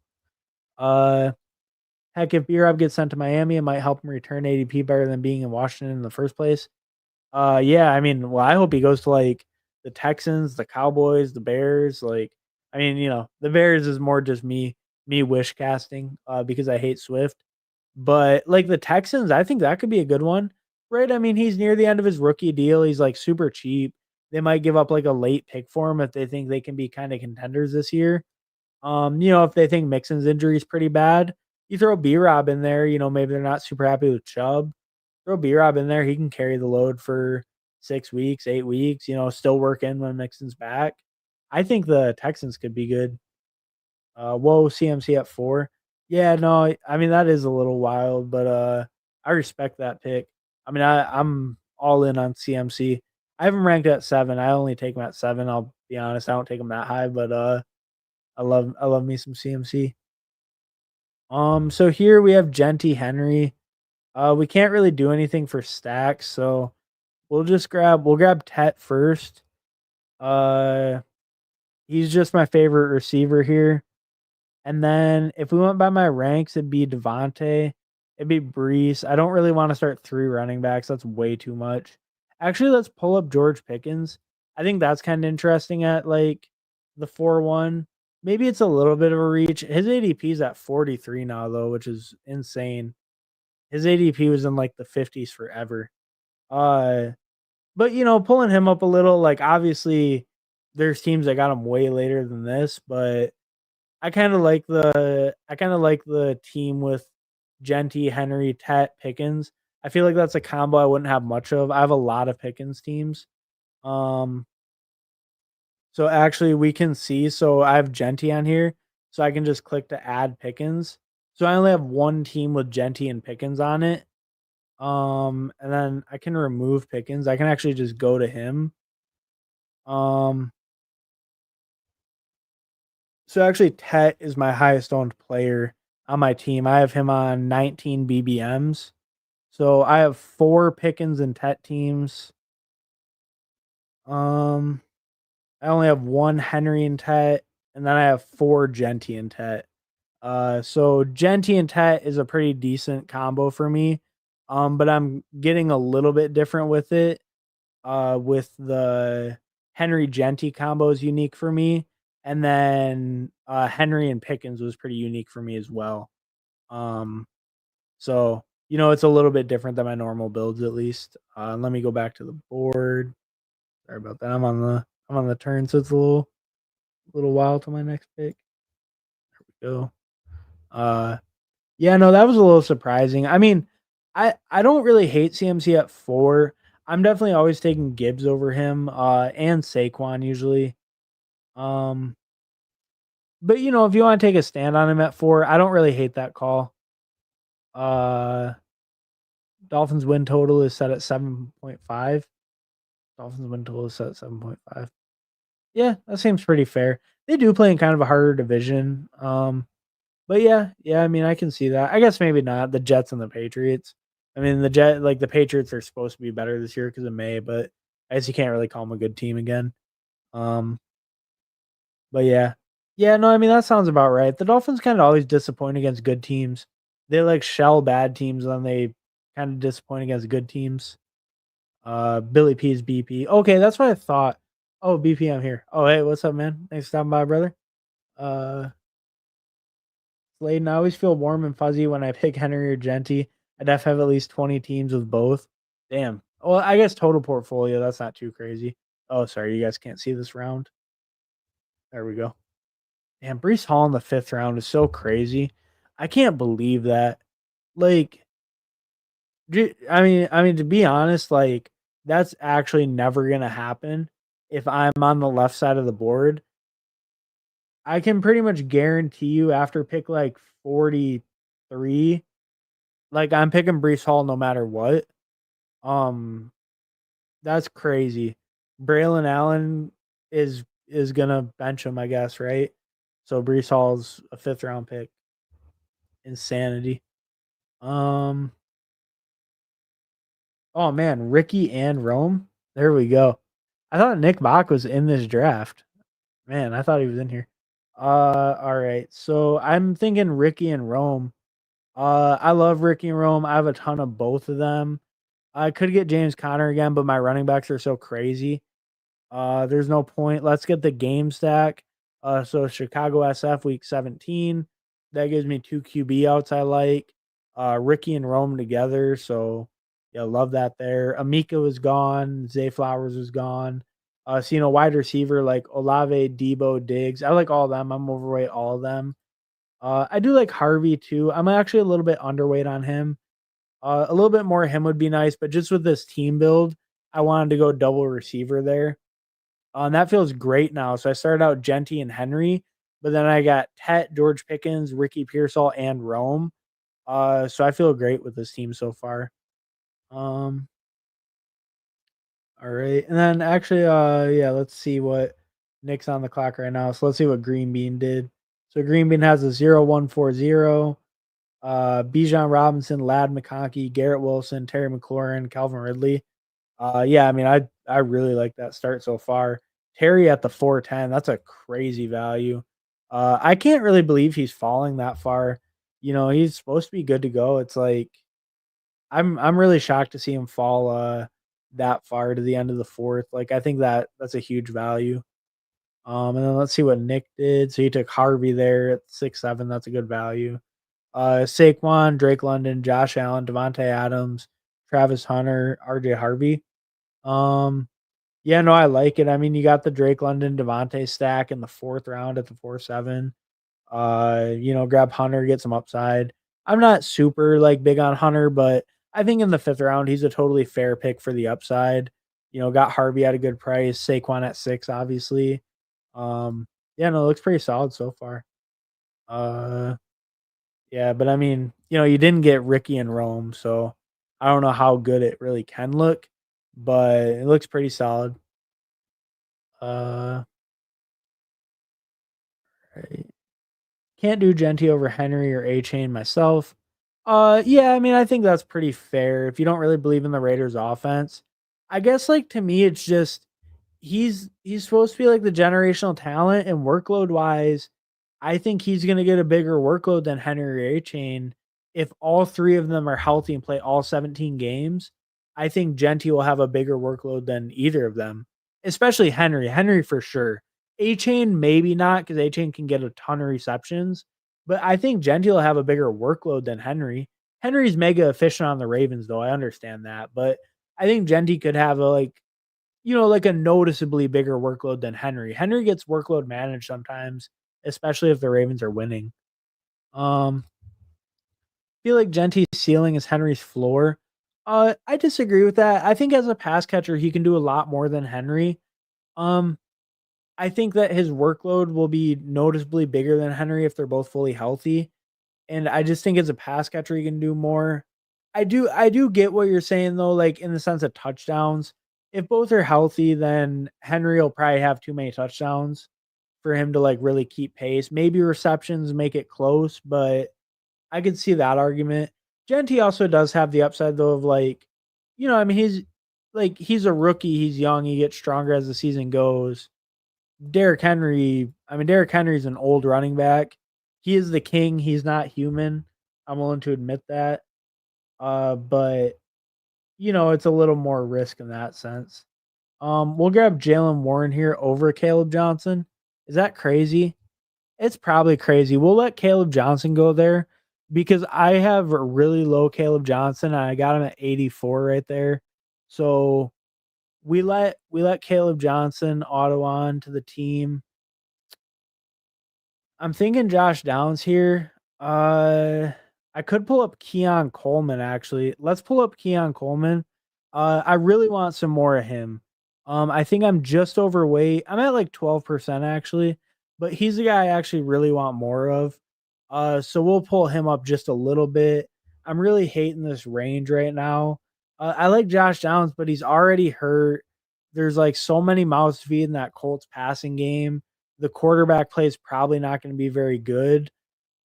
Josh Downs he's becoming a tough click for me right now just because like in his injury too, his playing time is questionable, his quarterbacks are questionable. I think Who Hames was saying something like that the other day. I think I asked him about it on stream or someone asked him about it. He said like that. No, that's what he said too. But yeah. Yeah, it's just he's a tough click right there. So many of those guys are, so many of them are hurt. Like Jaden Higgins isn't getting the best report. It's all about like Christian Kirk. They're gonna do a lot of three wide receiver in Houston, so I'm not super worried about Higgins, but just not great reports.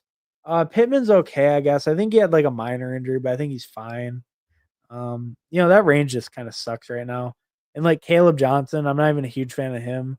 I would have loved to get Montgomery there actually instead of Caleb. Montgomery went one pick before me, but not too big of a deal. I was thinking about Warren over Caleb, but that's probably a little bit too far with it. Um, Henry's floor is magnificent. Yeah, I agree. I mean, I agree with that. Yeah, just the role he has in that offense. I mean, Derrick Henry is, he's the king. But see, that's why the real trick. See, this is the thing. You guys are so worried about Genty and Henry's floor and Genty and Henry this. You take them both. You take them both. You go Ashton Genty, Derrick Henry. It's that easy. You can have both. You don't have to decide. You just take both. It's really that easy. Um, so that's the real answer all along.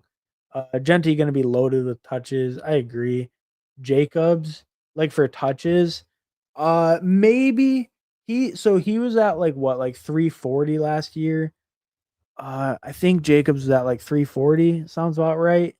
301 rushes and then 36 catches. So like 340, 337, whatever. Um, Man, will Genty beat that? I think that's like a really good range. I think that like 320 like to 350 range is like what I would think. Because I really don't think Mostert's going to take much. I think they're going to be kind of run heavy. And I think the Raiders with Chip Kelly are going to have a really high like pace of play. So I think they're going to run a lot of plays and that'll increase just everyone's volume overall. Passing game, and that includes passing game for Genty, obviously. And I think rushing work as well. Even if Mostert cuts in some, I think they're going to be a really high pace of play team, and Genty's going to get a lot of opportunities in that system. And I think it's a good system for running backs historically. Like LaShawn McCoy thrived in Philly, obviously in Ohio State they thrived. Ohio State, I mean, they're such a great team. It's hard to say, but I think Chip Kelly's system has historically been pretty good for running backs, and he likes to throw a lot of passes to the running backs as well. But he did have LaShawn McCoy, and LaShawn McCoy was a great, great pass catcher, so it could be a little biased from the player he had. We're gonna grab Godwin here at 108. Uh Man, Bo Nix actually. Let's grab Bo Nix on stacked first.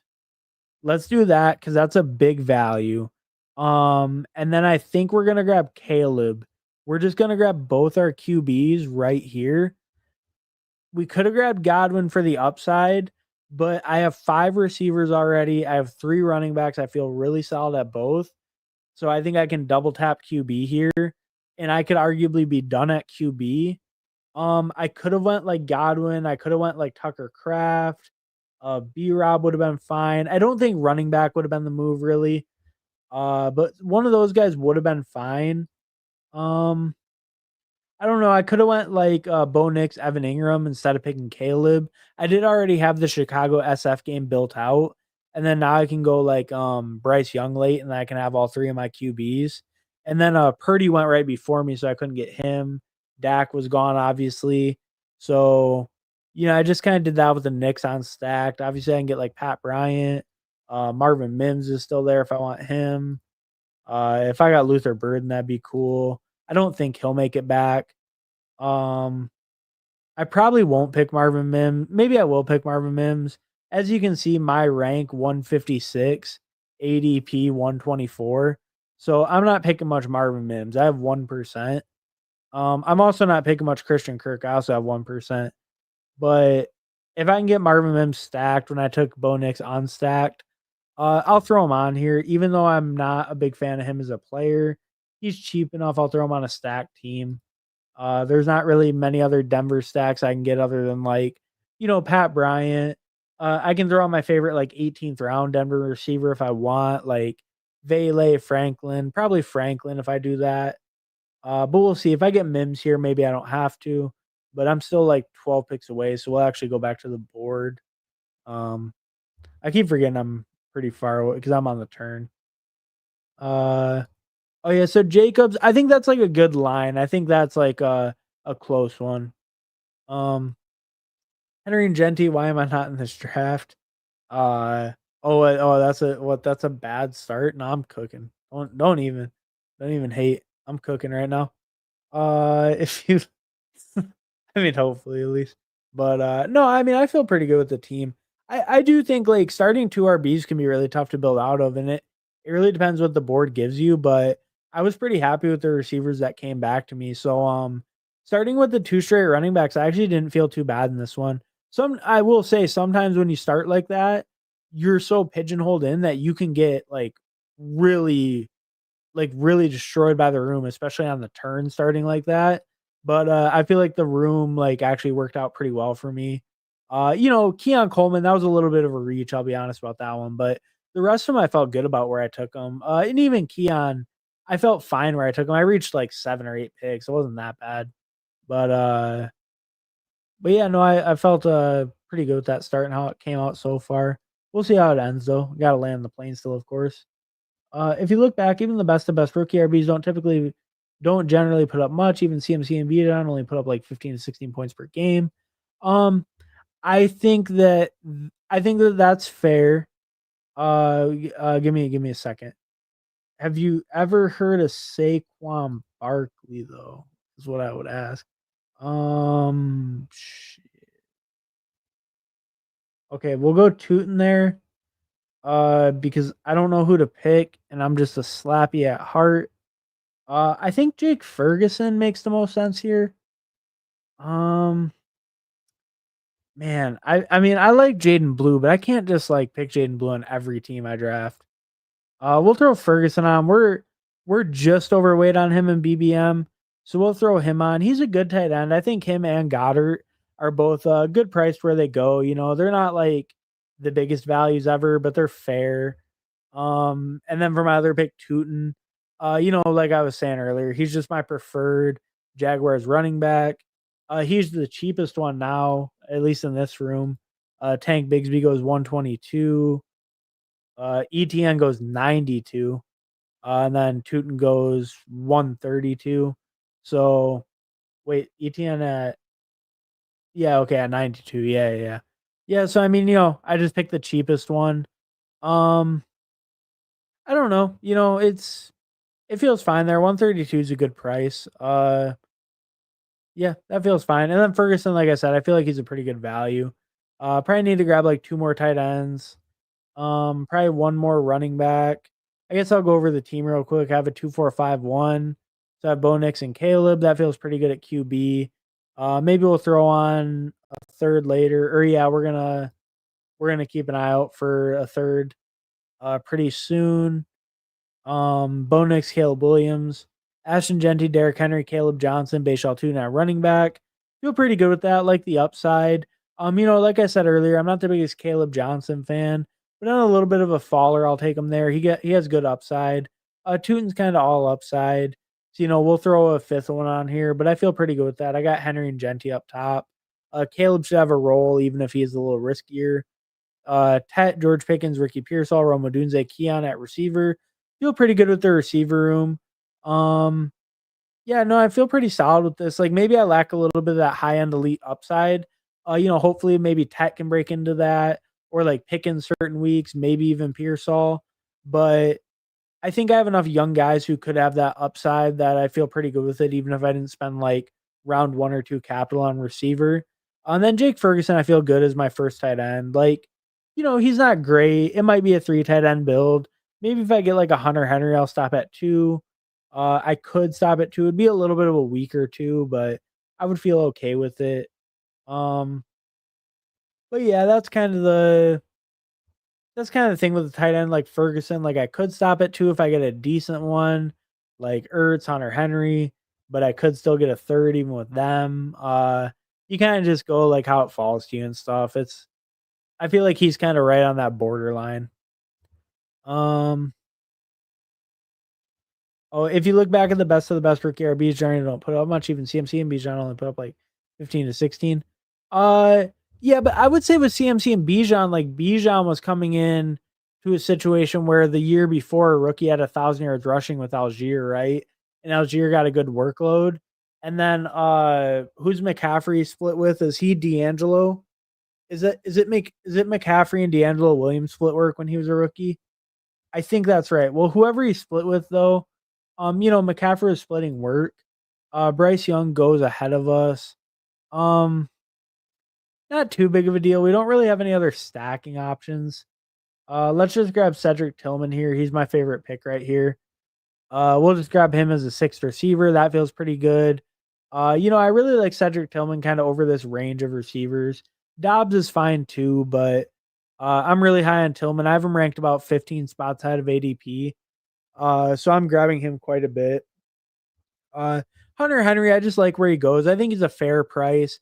I'm a good amount overweight. I have like 13%, but I just think he's a good price. Him and Zach Ertz both. I'm overweight on both. Also Mason Taylor. But I think those guys are just good prices. Taylor carries a little more risk. He's a rookie. We don't know if he's good or not.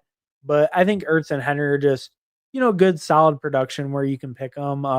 You feel pretty safe with them. Maybe, and I think they have decent upside because the Patriots could be a better offense overall by a decent amount. And the Commanders are a good offense, right? Or, even a great offense, maybe. Um, oh yeah, I was gonna say like some guys though, like rookie year Zeke, rookie year Saquon, rookie year Lenny, maybe even. I know his like second year was better though. But like rookie year Zeke, Saquon, I mean, I think they had good rookie years, right? And even CMC, I mean, he had a good rookie year, like 15, 16 points per game. That's not terrible. I guess if we were taking Genty in the first round, it is, but I think those guys had a lot more competition. The two that you named specifically had a lot more competition than Genty does coming in. Um, I think that would be my only pushback. But I do think we're asking for a top tier outcome. I I guess my argument also would be that I think you can make the argument that Genty is a notably better prospect than Bijan. Bijan's a great prospect, but I don't really think he's the level of prospect that Genty is. Maybe the level is going too far, but he Genty is a better prospect. I don't think that's too far at all. I think that's true. Maybe saying they're not on the same level is too far. Maybe they're on the same level, but Genty's a better prospect than Bijan. Um, JT and Jacobs will get 300 carries. Yeah, you're probably right. Well, I don't think Jacobs will hit 300 again because they were one of the heaviest. They had one of the worst pass rates over expected. They were one of the highest run rates over expected. The Packers were. And I think they could change that quite a bit this year. So I would wonder if Jacobs comes up just short of that 300 mark, but he could definitely hit it for sure. I don't like, just playing a little devil's advocate. I think he might come up just a little short. JT will probably hit it if he's healthy. He's had some trouble being healthy though.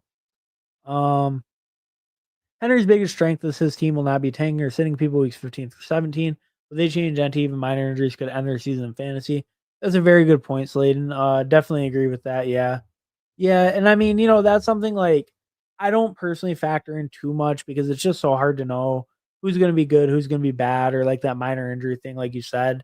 But that is very fair. That could be a good tiebreaker sometimes. I definitely can see that. I'm having 4% Genty, possibly 6. But it would take some doing with barely 20 more BBMs. Um, yeah, I mean, if you want to fade them, the Raiders offense, maybe the upside is a little bit lower. I'm just like, I'm just fully bought in on like the Ashton Genty's like fucking him. Like, and I've also been very bullish on the whole Chip Kelly Raiders offense. That's been a really big thing for me too. I think the amount that this offense is going to improve is actually like really big. Like, I don't know. I mean, Geno Smith compared to Aiden O'Connell, like you guys don't realize how bad Aiden O'Connell is. Aiden O'Connell is horrible. Man, I really just be picking Taj Brooks every time I enter a draft. There we go. We'll throw Stafford on here. Just give me a little bit more like floor, just to kind of advance. Because man, I just click Taj Brooks like every time. I need to figure out someone else to click for late round running back. Like a lot of the other ones I like either like moved up or they're dead. Like Keaton Mitchell moved up. Jarquez Hunter died. Like it's like some guys move up, some guys died. Dylan Sampson moved up. Like uh, Jerome Ford died. Like I don't know. There's like just hella people that it feels like moved up or down in this kind of 17th, 18th round. Where I feel like I had a lot of running back clicks before, and now it's like I see them all just get like ripped off before it comes back. Um, but yeah, we'll kind of see. I'm thinking definitely one more running back at least. Probably one more running back and then maybe a tight end. Like if I get like Arroyo back, if I get like Jonnu, Kate Otten would be fine. Um, yeah, probably a running back and a tight end is what I'm thinking. Um, so let's go down here. All right. Uh, oh yeah, yeah. Yeah, no, I mean, I don't really hate that call. It's just not personally how I'm playing it, but I don't hate that call of being lower on Genty. Uh, Saquon and Zeke are the only rookie RBs who super smashed. Saquon had a ton of catches, and Zeke had an amazing old line.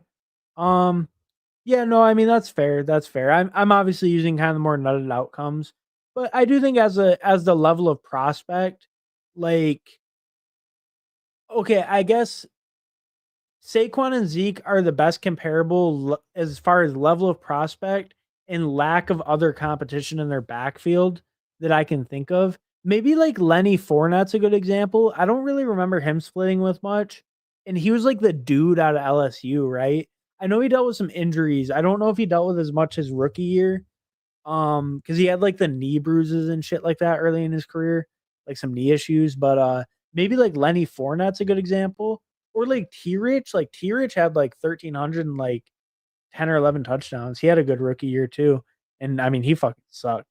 So I don't know. I don't know. Like I know I'm comparing him to the top guys, but Ashton Genty's supposed to be like one of the top guys ever. So, like comparing him to the top guys is kind of who it's supposed to be, right? That's why he's going in the first round because he's allegedly this generational prospect, best sense at least Saquon, maybe the best sense, the fucking 90s, right? It's like that's the deal with Genty. He's supposed to be that dude. Like you're betting he's that dude that they say he is, and if he is, then yeah, then Zeke, Zeke's worse.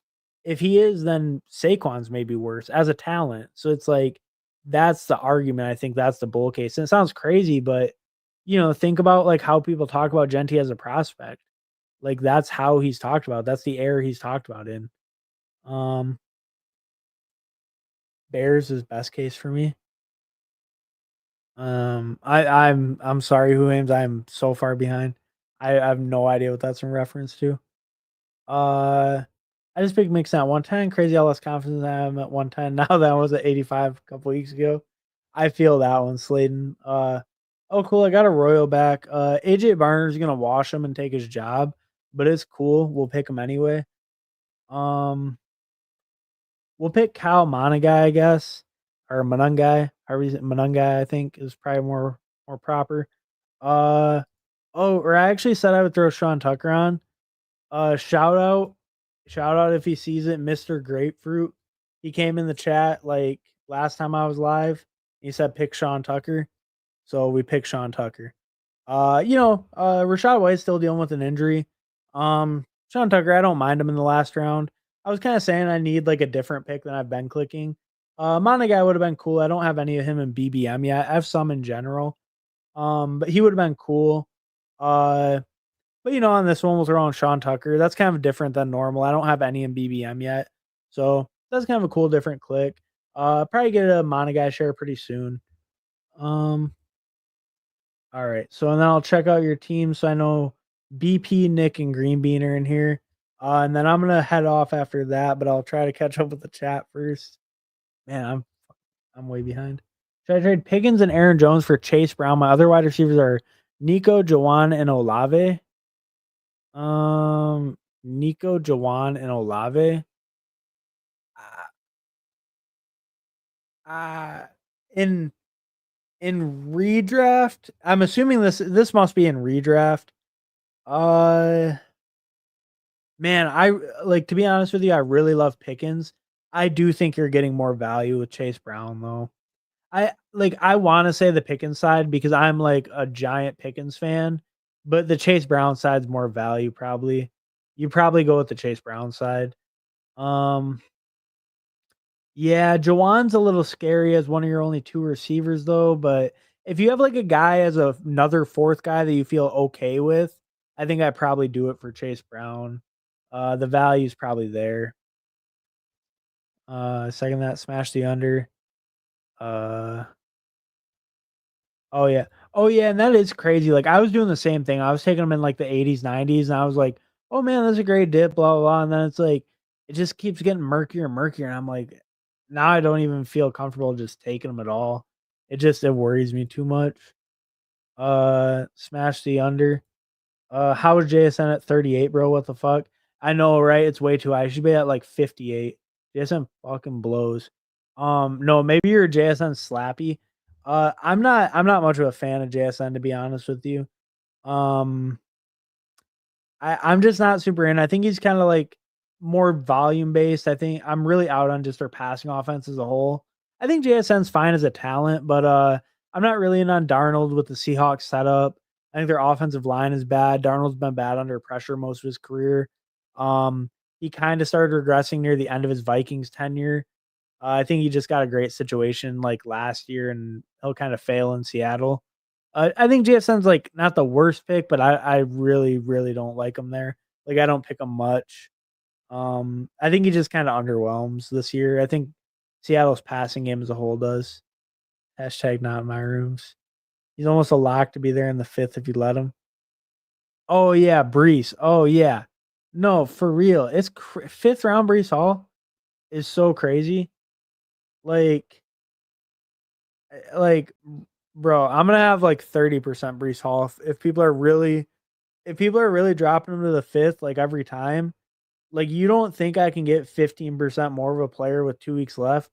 As many drafts as I've done, like I can when I pick like 70% Brees Hall with the rest of them. Because I like end of the fourth is crazy. That's insane for Brees Hall. I don't care. Braylon Allen is not washing him. Braylon Allen is not nearly the talent that Brees Hall was. Braylon Allen like kind of sucked last year. He wasn't good. Brees Hall wasn't great last year either, but like their rushing volume was also the lowest in the whole NFL. They were the lowest team rushing volume in the NFL last year. So like even if Braylon Allen gets more work, I feel like Brees Hall is going to get a bigger workload than last year, even with Braylon getting some more work. I really don't understand the like Brees Hall falling to the fourth. I get that. Like, Kyron got his contract, James Cook got his contract, Omarion's rising. That all adds up, but pushing him into the fifth, like you're taking Trevion Henderson, like Kenneth Walk, like not to, not to shit on certain people named Nick Bach, who I know are taking these people, but like are we really taking Trevion Henderson over Brees Hall? Like Trevion is like, yeah, he returned to kickoff. He looks great. Ramondre's still on the team and he can still have a good workload. Like, I don't really see how Trevion has a lot more upside than Brees Hall when the Jets are probably gonna be a lot more run heavy team too. Brees Hall is very explosive. He can, he's proven to be a very high volume pass catcher in the NFL too. I think the Jets run volume is gonna be very heavy. I think Brees and Braylon can both eat. And I think Brees in the 5th is gonna be a monster fucking value, a crazy value. James Conner is the new 101 with Bengals D. Yeah, no, for real. Bengals D is yeah. I mean, the Bengals D is a joke. And apparently they're gonna trade away Trey Hendrickson too. And if they do that, I mean, hopefully they trade him to the Lions. My only hope. But if they do that, I don't even know what they're gonna do. Like, I mean, I don't even know what they're gonna do now, even with them. But yeah, it's a mess. It's gonna be all shootouts all year. Bengals stacks win it again. Who aims? I'll move him up over Ricky Pearson, but he won't get past JC Evans on 101. That's valid. That's valid. Um, you're you're moving Brees above Ricky Pearsall. I'm a Ricky Pearsall truther, and man, that's crazy. The Brees hate is insane. Uh, the Brees Hall thing is kind of reminiscent of Josh Jacobs' smash year, right? For real.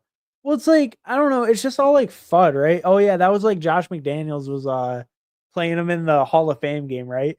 He's fucked. He's playing in the Hall of Fame game. It's never gonna work. I do remember that. Um, yeah, yeah, no, it kind of is. Hulk Smash Potatoes, hey, brother, thanks for stopping by. Uh, we are getting close to the end of the stream, but I'm gonna be back a lot more this week and stuff. We had 2 BBMs tonight. JSN at 38 is insane. Like, I don't know. Are you saying that's too low? I imagine you're saying that's too low. I mean, to me, it's too high, but I imagine you're saying it's too low. I mean, JSN at 38 is like fine. Like, who went over him? I guess I must have passed on him, huh? Oh, that's funny. I took George Pickens over him. I'll stand by that. George Pickens is better than JSN. Um, yeah, I mean JSN at 38. I don't know. I'd rather have Mike Evans. I'd rather have Mike Evans. I'd probably rather have Devontae than JSN. That's probably it. After that, I think the other receivers, maybe Terry McLaurin over JSN. I don't know. Maybe with the holdout stuff, maybe not. But I'm just really not in on JSN. He's very volume dependent. Um, like here we can look like okay, Jackson Smith and Jigba, right? 137 targets, 100 catches, 1130 yards, 6 touchdowns. And he's at pick 38. And then we have I don't know, what Jacoby Myers do? Jacoby Myers 87 catches, 1027 yards, 4 touchdowns. So 13 less catches, 100 less yards, 2 less touchdowns, and that goes. So what is that in points? That would be like 6 plus 12 is 18 plus 100 less yards. So like 30 less points puts you like 4 rounds later. I don't know. It's just like I don't know. I just don't really see how. I guess the thing to me, I don't see how JSN beats this by anything like relevant. It's not that that stat line isn't like notably better than the guys that go a couple rounds later, like a Jacoby, because that's like 30 points different. That's notable for sure. I just don't really see how JSN improves upon this other than getting better touchdown variants. But I don't feel very comfortable with their passing attack as a whole. So I don't really want to bet on more touchdowns when I don't think as a whole they're going to do very good on offense, especially in the passing game. So that's just kind of why I'm out on JSN, like where he goes. I think he's kind of volume dependent. I don't really see him beating these numbers by much. All right. So I was gonna use money was I took a corner over star wide receivers. I'm an idiot. Yeah, no, it's fair. It happens to all of us. You hear the fancy guys with the charts and stuff. They tell you Travis Hunter is generational. It gets us all sometimes. It lagged so bad the stream got behind. Um, damn, that's crazy. Oh, those little like emojis on YouTube. Yeah, yeah. Yeah. Every Bengals offensive piece should get a 10% boost to their ceiling based on how bad their defense is. No, for real. Yeah, like for real. Their defense, I mean, they're gonna be in shootouts all year. I mean, Bengals win it again. That could be the case. They might let up 35 a night. That's why I have T at 20 this entire time. Yeah. Yeah, T is such a smash.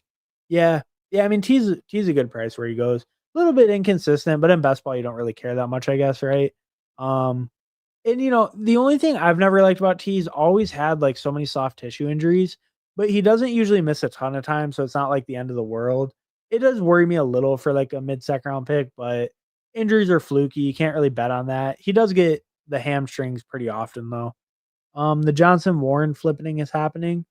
Oh, yeah, no, I mean, and believe me, Pepper Tony, I'm doing my part, as they say. I have 15% Jalen Warren, 3% Caleb Johnson. So I'm doing my part. I have Jalen Warren ranked at 80, so 10 spots ahead. Caleb Johnson ranked 2 spots behind ADP.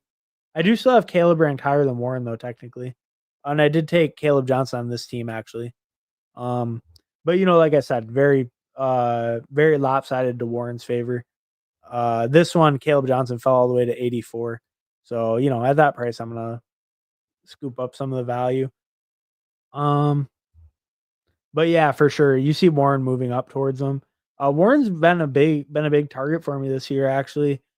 First time ever. I've always been a Najee guy, but like Najee over Warren in general. But yeah, this year Warren's been a guy I've been targeting pretty heavy.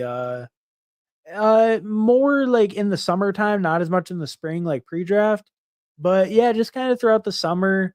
Uh Caleb Johnson was a guy I didn't have like a crazy amount of confidence in. I felt okay with him. And Warren was really cheap then, like in the hundreds. So I was just kind of leaning more at him then for price. And then kind of as it went on, Warren was getting some good talk. He kind of fit in well with like the scheme, the system with Rodgers. Maybe he's a better pass blocker. Caleb Johnson's getting a little bit of bad reports with like pass blocking and stuff. So I've been moving Warren up a little bit like last couple weeks, but I was a little bit overweight. Now I'm a little bit more overweight. I probably want to end around that 15-16% like I had with Warren. And then Caleb Johnson, if he falls a little bit more, maybe get him up close to that like 5-6% range would be kind of the goal. At a lower price, especially if they fully flip. I would like to get a little bit more Caleb Johnson. That'd be nice to have both at like both of their best prices. That would be great. But Warren will definitely be a heavier stand for me for sure. I probably won't even get up to field on Caleb. I might get up to like 5-6% on Caleb Johnson. That is Caleb Williams. I got a lot of for the other Caleb. Uh, McBride and Harrison are going to be first rounders with how bad the defense is. Yeah, no, for real. I mean, I don't know if Harrison will be because I don't know if Kyler can hit him deep down the field, but McBride will be. JCM at, oh, okay. You said kid. I think you said kidding after that though. Where did he go actually? Let's see where the boy went. He did go at 80. Holy shit. That's crazy. 80. Yeah, see, like, come on. Like, come on now. What are we doing here? What's the point of this? What's even the point of this? You're picking Ja'Cory Krosky Merritt over David fucking Montgomery. Like you wish Ja'Cory Krosky Merritt was David Montgomery. Like what the like what is this? JCM over Caleb Johnson. Like, come on. That's ridiculous. I don't even like Caleb Johnson either. Like JCM shouldn't go higher than like B Rob. Like that's like if you want to put him where B Rob went, I think that's like the absolute limit. If you're the JCM Mega Bowl, it shouldn't be more than like 110. Even over Scadaboo's, I don't really love that, even though Scadaboo's getting a lot of negative talk. Yeah, but JCM like past 100 seems like we're kind of jumping the shark. Um, yeah, that's crazy. Uh, Even Devontae Parker couldn't repeat the success of his own year 5 breakout. I refuse to believe Jennings is a real thing. I take lots of Kittle and Pearsall to compensate. Well, Sladen, I am playing it the exact same way as you.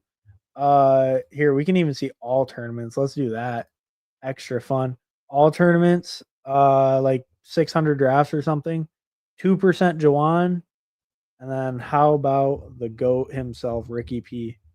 18% Ricky P in all tournaments. And I think in BBM it might even be like close to 20. No, actually in BBM it's at 17. I did just pick him though, so it'll close it. It'll be like 17. But yeah, Ricky P, I mean that's my guy. Kittle I'm like right at field. McCaffrey I'm overweight. Purdy, I don't know what I have on Purdy. I'm probably overweight. Just a little overweight. That's only BBM though. So yeah, like Kittle, I'm at field. I was a little overweight when he was cheaper, but now I'm more at field. Um, McCaffrey, I'm overweight. Purdy, I guess I'm like right at field. Ricky, I'm way overweight. Juwan, I'm way underweight. Um, yeah, McCaffrey at like 11. Kittle's probably close to like 7 now. Yeah, 6.8. So Kittle, I would like him closer to 8, but he's so expensive now. It's tough. But yeah, I'm playing it mostly through Ricky. Ricky the hardest, then CMC, then Kittle. Um, Bill can't be stopped anymore. Agree.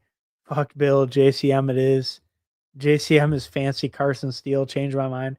JCM's actually, I mean, like okay, he was good in college though, right? Like all of his advanced stuff looks pretty good. It's just that he got fucked with that whole eligibility deal, right? Like last year he only played one game because something with like the number of his jersey wasn't eligible or some crazy shit that made him ineligible. It wasn't even his fault. And but like apparently the year before, all of his advanced stuff looks really, really good. It's really intriguing. It's like such a different profile because he didn't barely play last year, and he's not one of these superstar first rounders who doesn't play for a year, right? Like a Jamar Chase or something. Yeah, it's interesting. Like, how much does that knock his value in the NFL draft, and how much could that mean? Like, maybe he is just that talented, and he fell because he didn't play that much last year, or barely even played at all last year. Um, I live to take both. JCM going higher than B Rob's old ADP is funny. It is pretty funny. Yeah, B Rob wasn't good enough when he was the starter, but there's a new rookie though. This new rookie, he's gonna do it. The hyphenated king, Ja'Cory Krosky Merritt. Exactly. At this point, I think JCM could run and win ruler of the planet. Yeah, I mean, I I do think if only the slappies are voting, I really can't believe how crazy the hype got. Like, I remember a couple of weeks ago just kind of hearing like some hype about him, but it was like, oh yeah, like he's looking good in camp, and now it's like, yeah, Brian Robinson, fucking washed. Like, if you can't trade him, you might as well just cut his ass because he's never seen the field again in Washington. JCM is Barry Sanders and Walter Payton combined. It's insane. The hype is insane on this guy. Um, the real winners are whoever loaded up on JCM and rookies and sophomores, which I did not because I'm an idiot. I also did not. Actually, here, real quick, let's look at this. This will be fun. Um, Rookies and sophomores. I bet I have like no Ja'Cory Krosky merit. I'm insanely dumb. I literally don't have a single share. That is how horrible of a best ball player I am. But to be fair, I have 50% Drake May and I have 46% Trevion Henderson. So like at least I have that. But I literally didn't even pick JCM, didn't even think about it. Um, yeah, I mean I was picking like Devin Neal, you know, scroll down to Trevor Etienne, but Corey Krosky Merritt couldn't find him on there. Not my best work, but we got a lot of Trevion Henderson, so what more can you really ask for? Ricky, Drake May, Trevion, all almost at 50%. What more can you really ask for? All right, so I guess let me finish catch up with you guys. Uh, yeah, no, I did not either, Pepper Tony. Um, Holy shit, I'm so far behind. Oh my god. Here's my honest question: if B-Rob is traded to Chicago or Texans, where does he go? I think Chicago, he goes in like the 100-ish. I think Texans, he goes in like the 70s, like late 70s. Like I was gonna go back to that draft anyway. Blah blah blah. Where? Oh, there we go. It's at the bottom. Um, BBM, view full draft. Now. Wait. So, yeah. Okay. So if he goes to the Texans, though, I think he goes in this 70s range. I think he goes in the early 7th round. This draft was kind of weird with some of these running backs, but I think early 7th round is where he goes. If he goes to the Texans, I think Chicago is more like maybe 90s or something. Maybe it's like Warren and Caleb, like originally, like with Swift and B Rob. But Texans, I think he gets a lot more steam. Back to his ADP from 2 days ago. I think Chicago he does. I think Texans he actually goes higher. Because I think people will be bullish. They'll be like Mixon's cooked. Um, JCM is the guy you get at 150 on ESPN in your home league and tears both ACLs week 5. What the fuck, Sladen? Come on, come on. That's our goat. That's literally the guy that's gonna carry us to the glory. You're wishing that on him. Saquon crushes a rookie though. Yeah, no, Saquon crushes a rookie. Um, yeah, I think whoever I was talking Slate, I don't know, whoever we were talking about that with, um, I will give them though. Saquon's pass catching was very very high volume. I don't think Genty will be able to replicate that, but I do think he'll be like a plus pass catcher. So maybe it's close. Maybe especially if like Jack Bash and Dante Thornton are not really much anything. Maybe Genty gets more dump offs in that scenario, even with Jacoby and Bowers getting their share. Um, but it is hard to see him hitting a Saquon reception share, which I get that, but I think he could have a similar workload to Saquon rookie year. Um, so 5 minutes my next comment will address Saquon. Yeah, you guys are popping off for real. I won. I will still look at the team's trust. Yeah, rookie Saquon scored more points than last year's Saquon. Damn, that's crazy.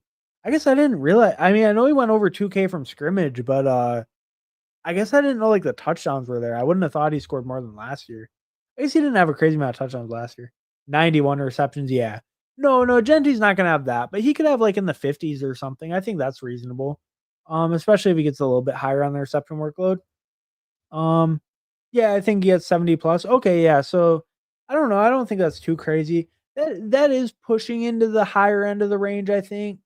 But I don't think 70 plus is out of the reach at all. I do think it's in the higher end. I think maybe like 80 is where he caps, like at 80, but maybe not. Um, stay psych right now. He's Ashton Genty. He's Ash.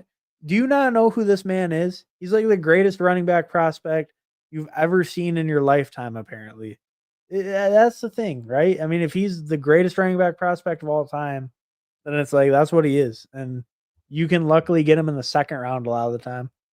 Um, they make this game so easy nowadays. No, but I mean I do get the arguments against. I'm trolling a little. But I'm pretty bought in on the Genty's the generational dude kind of thing. I'm not touching B Rob regardless of where he lands. I'm definitely in on B Rob if he lands in a good spot. Like if B Rob goes to I mean like Texans would be pretty nice. Cowboys would kind of be nice. Not for me because I got a lot of Jaden Blue, but that'd probably be a good spot. Bears would be okay. That'd be a little more dicey, but yeah, if it's a good enough spot, I'm definitely gonna pick him. We'll see where he lands though, or if he even moves teams, he might not. Gino's approval can push it downfield. I don't think the scheme of the main Genty receptions and Bowers and Myers are going to be operating in that area. Yeah, I think that's pretty fair. I do think like the argument maybe to me is more like Bash and Thornton and all those guys are just like garbage, right? And it's the argument of put the ball in your best player's hands. And I think Genty can be a more dangerous with the ball in his hands than like a Jacoby Myers. So maybe he is able to take some of that short area work away from Jacoby. And then maybe like Besh and Thornton just aren't really anything of value.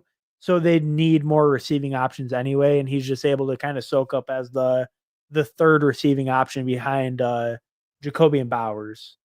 That would just kind of be my counter argument, but I do think that's fair if you're viewing it that way. I'm not really trying to push back like too hard. Like I think your viewpoints, it's fair enough on it. I think there's a little bit better chance that he gets more reception work than maybe like you're leaning, but I don't think we're like too far off on it. I think there's a better chance that like Jacoby gets a little bit less than we think maybe, and then just that the rookies, maybe they just don't pan out at all. Because we just really don't know with that, like Bash Thornton, stuff like that. Yeah, we'll see. Tillman is falling today for no reason. Not in my rooms, who Hames. I picked Tillman ahead of ADP. But I'll take your word for it. I really do pick Tillman ahead of ADP a lot, so I probably wouldn't notice that much. Yeah, I don't know. You get some like stretches like that. Like there's just stretches like that where for a week a guy will fall. Like remember when there was that like couple day stretch where like Trey McBride was just going in like the late 30s for no reason. I mean he does it sometimes still, but like I don't think in this one. This one he went at 212. Like Trey McBride sometimes goes in like the 30s, like randomly. And there was like a week where it felt like it was like all the time, and I don't know why. But yeah, sometimes it just happens like that. Packers just need to convert Jaden Reed to a third down running back. Problem solved. No, that's what Savion's for. Savion's third down RB. Come on. Giddens. Oh, you're probably recommending a pick. Giddens actually would have been a good click. That's a good shout actually. Maybe if I wasn't 20 minutes behind the chat, maybe. God damn it. God damn it. Son of a bitch. I owe someone a film off a click tomorrow. I think I'll be on tomorrow, but yeah, I do owe a film off a click. Um, next time I go live, if you're in the chat, remind me. Remind me. We'll ensure a film off a click. That's my bad. That's my bad. I was supposed to click film off a. No one reminded me, but I was also way behind, so it's probably on me. I'm starting to feel Phil. Next time, Phil Maffa will be on the team. That was my bad. Pascal on the big boys show up. Unless you're a Jack Bash, exactly. I have a feeling Hampton. Hey, what's up, Omega? Thanks for stopping by, brother. I have a feeling Hampton is a little bit like Zeke his first few years. He has talent on the line, and the coach is willing to smash the rock consistently. Um, yeah, no, I mean, I could see that for sure. I do think like Najee's health is the only risk, right? Because Zeke never really had like that level of competition until like maybe Pollard came around. But early in his career, he didn't have a ton of competition. It was like, man, it's the guy that stole the underwear from like it's like Tony something or Toby something. I don't know. He got cut because he stole underwear from like a Macy's or something. It was a Cowboys running back. Lance Dunbar, that was his name. Lance Dunbar. He got cut for that. You can look that up. But but but anyways, my bad. Zeke, I think that Hampton has a little bit more competition maybe as a rookie than Zeke did. But I don't really hate that comparison. Even like style wise, they're not too much different because like neither one's like a crazy receiving back. They're both like bigger bodied, a little bit more powerful. But with good speed, right? Hampton's probably a little bit faster, I'd imagine. But like they're both capable receivers, but not like plus receivers. So yeah, I mean, I don't hate that call. I just think the workload could be a little bit lesser for Hampton, maybe early, but I still think he's a good pick where he goes. I think he's worth the third round price. And if you really like him, pulling him up to that 2-3 turn, I think is fair too. So yeah, I'm pretty in on Hampton. Uh, you know, maybe early season if Najee's back, just because it wasn't like a lower body, maybe Hampton's workload's a little split, but for full season, I'm not super worried about that. Um, I didn't know you could spell it with Bash or maybe the TCU jersey should have been the clue. Yeah, TCU players famously suck in the NFL at like receiver. Partly why I can't click Savion. Yeah, fair enough. 58 DK this draft. Oh yeah, Metcalf. Yeah, no, he went pretty late. Um, I think that's what you're saying, right? 58 DK Metcalf. No, no, you're talking about something else. Um, 58 DK this draft. Yes. Brees also has trade outs. Oh yeah, that's true too. Yeah. Yeah, imagine Brees goes to like the Cowboys. There we go. There we go. Now we're talking. Um yeah, no, that's true too. That's a good point too. He has trade outs. Uh I'm just not super worried about his workload on the Jets. I know they are gonna split, but I think they're gonna be very run heavy. I think there's gonna be a lot to go around on the Jets. But the trade outs, that's a nice point too. Yeah, I mean if he gets traded somewhere, then it's like wheels up. Um I gotta go to bed. Can't wait the 45 minutes it'll take him to get to this chat. Peace out. Peace out, who him. Thanks for stopping by, brother. Yeah, I've never been this far behind on the chat. I'll see you. Who. Cheers. Good night. JS Sensei, Flowers, Kalishikir, all different evolutions of the same Pokemon. Am I playing the game right? Yeah, no, it sounds about right. I mean, like Khalil Shakir, his yards per route run absolutely washed JSN. So I don't know if they're comparable in that sense. Um, no, I really do like hating on JSN. Uh, like Khalil Shakir, his advanced stuff is actually like kind of nasty. Especially compared to a guy like JSN. Here we can look at Khalil Shakir real quick. Um, I really just stole like all Candyman's bits tonight. I let the chat get behind, and then we go over to Player Profiler to check out some of the advanced stats. He didn't stream on his channel; he streamed on Bindle, so had to give the fans of the garage what they wanted. Um, but yeah, so where was it? Oh yeah, so Shakir, so he had a 2.33 yards per route run, and then he had a 28% target rate, but he played lower snaps, right? He's playing a lower snap share, only 61%, but he's getting a 28% target rate and a 2.33 yards per route run. Where when we look at JSN, so 2.33 and 28% target rate for Shakir. JSN has only had a target rate of 22.2%. And, that's targets per route run. So that's the one that would even it out because JSN gets way more snaps. So like his target share is going to be higher because of the increased snaps. Um, because that's all team passing targets. But the target rate is per route run. And then if we look at yards per route run, he's at 1.83. So Khalil Shakir is like half a yards per route run better than JSN also. And he's a better target earner than JSN. He just doesn't run as much snaps or run as many routes. So he's not like JSN's just like a volume merchant. Um, you know, if Khalil Shakir ran 700 slot snaps, he would crush JSN.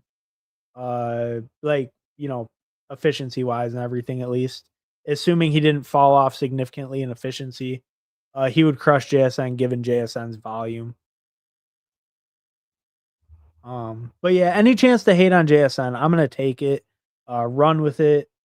Hope you enjoyed that. Hopefully you guys don't like JSN. Uh, I probably don't have 5% of those three guys combined. JSN, Zay Flowers, Khalil Shakir. I bet you the only one I have over like 1% is Zay. So Zay Flowers, I actually have 8% of him. Because he's fallen in the fifth. I actually don't mind Zay Flowers, to be honest with you. Um, JSN, I have 1.3%. What did Zay Flowers put up last year? Yeah, like really similar to JSN. I do feel like his touchdowns have a better chance to spike than like JSN just because like I have a lot more faith in the Ravens passing attack. So maybe that's why I'm a little more willing to click Zay Flowers. He's also a lot cheaper. He's like 2 rounds cheaper. Um, and then, or I guess Shakir doesn't really matter. But oh yeah, for the percentage, I guess. Khalil Shakir I have 0.6%. Uh, he's kind of mid last year, but he's hurt right now, so I'm really not clicking him. Um, but yeah, I probably don't have 5%. So I have 8% Zay, but the other two I don't even have 2% combined. 7 teams of 125. Damn. That's kind of crazy, actually. Damn. Go to get him at 80 before he shoots up to 40. For real. For real. This is the cheapest JCM you're ever going to see again. You just saw the cheapest JCM you'll ever see again in this draft. At pick 80. Eli Manning's number of checkdowns can't be repeated. Oh, to Saquon. Yeah, he was spamming them shits. That's like, yeah. That is true. The late career quarterbacks just spamming the fucking checkdowns. That's a good point. Uh, Man, this Genty dog is hype. I mean, his checkdowns from Geno, while Bowers and the rest are going to be stretching the defense. Width and length will be nice. His TDs will determine how epic it is, though.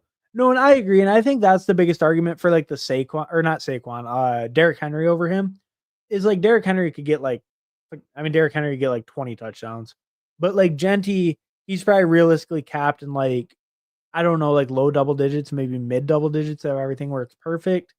And that's very unlikely, I would say, to get to like 15 total touchdowns would be like that would be like a crazy outcome. Like 90, 98 plus percentile outcome for Genty. Where Henry, that'd be like a pretty normal outcome. So I do see that argument, but yeah, if Genty can get up into like double digit touchdowns, I mean, we could really be talking like top 3 RB as a rookie. I really think so. But yeah, I think he'll fit in the scheme really nice, and I think it will work out nice with the Raiders offense. I do agree with you though. The touchdowns are really going to be what calls it. That's what separates Henry on like the Ravens offense from Genty on this offense. Maybe the pass catching bridges some, but the touchdowns are going to determine how big that gap is. That's like the receptions and stuff need to bridge. He got cut for stealing women's underwear from Macy's. You can look up. No, it was men's underwear. It was men. It was for him. It was like men's underwear and cologne. It was Lance Dunbar. I'm pretty sure. Lance Dunbar. But yeah. It was like men's underwear and cologne or some shit. And and yeah, I think he got cut shortly after. He got arrested for it. I know that. My Google search just added something Lance Dunbar to it. Are we doing like the voice of the text? Barista Bears or Cowboys or Texans, very sexy. Yeah, no, for real. If he got any of those landing spots, I mean, mega smash, like absolute crush. D. Lutomsky, hey, what's up? Thanks for stopping by, brother. Yo, what's up? D. Lutomsky, Dave Lutomsky. We are just finishing up. I actually finally caught up on chat with your message. Um, I caught up. So I'm gonna go over my team. I'm gonna go over the teams still real quick. I don't know if you guys are even still in here, but I'll go over the teams my team and those who drafted with me, and then I'm probably gonna head out for the night. But I'll be doing more streaming and stuff through the week. So hopefully you guys stop back by. So I built a 3-5-7-3. This is a BBM, by the way. Bo Nix, Caleb Williams, Matt Stafford. That feels fine at QB. We just threw on the Stafford for the third kind of just extra floor. Maybe didn't have to. This team's correlation isn't amazing, but I feel good with the players. So Genty, Henry, Caleb, Bashal Toot, and Sean Tucker at RB. So pretty strong RB room. Got a good value on Caleb Johnson. Feel pretty strong with that. Have good upside, but yeah, actually feel pretty strong with it overall. I like a build like this. Good upside. A lot of rookies, I guess, was the only thing I was going to say. Like Genty, Caleb, and Tootin, all rookies. A little riskier, but we have Henry up there too. Tet, George Pickens, Ricky Pearsall, Rome Odunze, Keon Coleman, Cedric Tillman, Pat Bryant. Pat Bryant stacked, Rome Odunze stacked. We didn't get a stack with Stafford. We just kind of took him late for some extra floor. Receivers, I feel pretty good with overall, actually. I kind of built them all in that mid range. Because I didn't pick one with my first 2 picks. But then I went with 5 straight, right? To get 5 by pick 85. So I feel pretty solid with this room. And then tight end, I feel good with Ferguson, Henry, Arroyo. Just 2 kind of solid guys, and then just kind of the rookie upside swing late. So yeah, I feel really solid with that team overall. Pretty happy with how it came out. And then let's look at Nick Bach, 2682, Josh Allen AR. I'm not really slamming AR right now, but I get it with Josh Allen. I do feel a little worried only going to like him covering that week 7 bye, but I don't know. I get it, like swinging for the fences with your second guy with Josh Allen, right? Because picking a guy like Aaron Rodgers, he's only ever going to hit your lineup like a bye week where AR can legitimately outscore Josh Allen on a given week. So I don't hate that. It's a little riskier for like your buy and stuff, but with Josh Allen, you can do stuff like that. That makes sense. Saquon, RJ Harvey, Jalen Warren, Quinshawn, Jaden Blue, Ollie Gordon. So really strong running back room. Lots of rookie upside, but a lot of established. You got Saquon, you got Warren, you got Harvey up there, yeah, Quinshawn, Jaden Blue. Tons upside. Saquon up top. Tons of production. Love the RB room. Drake London, Devontae Adams, Travis Hunter, Jaden Reed, Chris Godwin, Josh Palmer, Alec Pierce, Jack Besh. I think it's pretty good. You have like a good amount of top end talent with Drake London and Devontae Adams. It is a little bit riskier. You go Hunter, Reed, Godwin all in a row. Like Hunter, obviously, rookie. There's question marks, risky. Reed dealing with a little bit of an injury, but he should be okay. Godwin obviously dealing with his injury.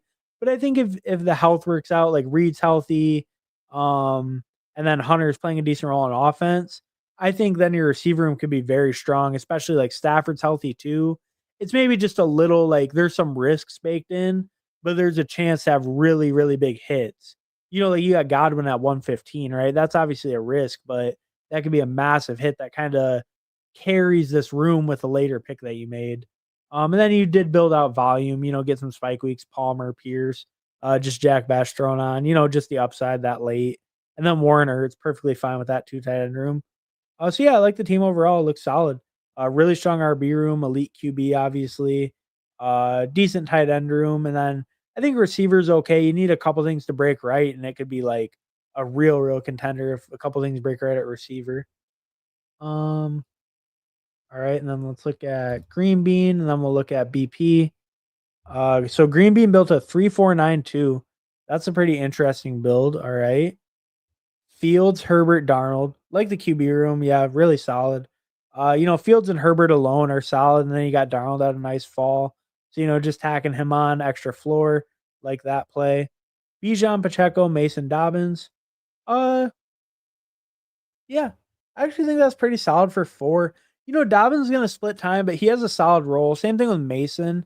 Um, I think that maybe you spend a little bit higher capital with 4 on your second guy, but I think it's reasonable because all your guys are like Pacheco is probably locked in starter.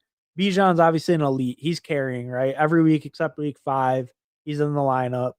And then yeah, you just got to have one of the other guys hit. I think it could be good with 4. I would maybe spend just a tiny bit more capital, like maybe try to get like a 5th round running back instead of like a Jordan Mason. But I think you're pretty in on Jordan Mason though. So I like it overall with the running backs. I think it's definitely viable, but let's see the receivers too. Because since you did go a little bit later, you probably still have pretty nice receivers. Yeah, Ladd, Garrett Wilson, Terry, Calvin Ridley, Demario Douglas, Kyle Williams, De'Ami Brown, Isaac Tesla, Keandre Lambert Smith. Okay, so you kind of did like a batch of receivers at the beginning, and then you waited a long time. I think your receivers are solid though. Your top 4 are really strong, and you have a ton of depth. You have 9 of them. Big upside. You got kind of the whole Patriots room other than Diggs locked up. And then Tucker Craft Chig. I think that's perfectly fine with 2 tight ends. So yeah, I mean, I think it's pretty solid overall. Uh, just because you took 9 receivers and you did have some early capital, maybe I would have just thrown on the 5th running back, with like, one of these last 3 receivers, whichever one you like the least. Maybe just turn one of them into a running back, in my opinion. But I think you can definitely get by with that room, and the rest of the team looks pretty strong. The running back room looks fine too. I mean, you have an elite up top, so I think it looks pretty strong overall. I like the team Green Bean. Um, yeah, I think it's pretty solid overall. Definitely a more unique build. I think that's the thing too with like the unique builds is like I look at it and I'm like, oh, maybe I would have shifted this or that. But if you want more of those unique builds in your portfolio, I think you're always gonna sacrifice a little bit of like the quote unquote like optimal like structurally. Because if you just want optimal structurally, you're gonna fall into the more normal like builds. So if you want to do a little bit more like 9 receivers, take a bunch of shots near the end, I think that that's a perfectly fine strategy. I think you built it good enough for that. So yeah, it looks pretty solid. Then we'll look at BP's team. Um, Dak Prescott, Cam Ward, Geno Smith, solid at QB. Double week 10 bye, but Geno can hopefully hold that or hopefully cover that. That should be fine. Solid QBs. I like those 3 overall. Jonathan Taylor, Brees Hall, Tyrone Tracy, Tank Bigsby, Rashad White, Damian Pierce. I really like that running back room. You have a solid double anchor with Taylor, Brees Hall. Obviously, Brees Hall, great value. At least to me, is Tyrone Tracy as your 3rd feels good. Nice solid play. You could have some pretty good upside with Scadaboo dealing with the injuries and everything. And he's a bring back on your LV. Tank Bigsby, good upside. Rashad White, really cheap with the injury, right? He's going probably too cheap, 170. Damian Pierce, just a upside swing late. I like that RB room overall. Wide receivers, CeeDee Lamb, T. Higgins, Jameson Williams, Jerry Jeudy, Jacoby Myers, Luther Burden, Alec Manor stacked. Jacoby stacked, CeeDee Lamb stacked. Receiver room solid. I mean, 5 by Jacoby. That's super solid because he's your 5th receiver. You have Jeudy above him. Yeah, JMO, Higgins, Lamb. Yeah, and even Burden too, right? Big upside. I would even say with this, you could have debated stopping at 6. I think throwing on Io Manor for the stack though makes total sense. But yeah, no, I like the receiver room a ton. I think that's probably your biggest strength actually. And then Goddard, Janu, that's fine. It's maybe a little bit on the weaker side, but tight end being on the weaker side, not too big of a deal. Yeah, receiver super strong. I like the running back room overall. It's solid with the double anchor if those guys stay healthy. And then you got some nice backups back here, some good upside with Tracy and Bigsby. And then Dak, Ward, Gino. That's totally fine at QB. I'm really big on Dak this year, and I like Ward and Gino where they go. I think they're good priced. Um, all right. Huda MVP. Like this video. Hell yeah. Yeah. Subscribe if you like the content. Thank you for stopping by, everyone. And if any of you guys don't know, Nick Bachledge, he has a channel he streams, Whoham streams, Fantasy Football Garage, um, Best Ball on Call. Uh, yeah, I don't know. Those are the ones that came in recently. Bindles had ballsy with Fantasy Football Garage tonight. But yeah, Who Hames, Nick Bachledge, D. Lutomsky. D. Lutomsky is streaming. So yeah, if any of you guys, want to check out any of their content, they stream all the time. They all put out good content. Uh, you've reached the end of the internet. Oh, yeah. All right. Well, thank you guys all for stopping by. I really do appreciate it. It was good talking ball with all you guys. You guys were popping off tonight. But but I'm gonna head out. I'll be back a lot more this week and stuff. I'll be doing multiple streams and stuff this week. So see you guys again soon. Peace.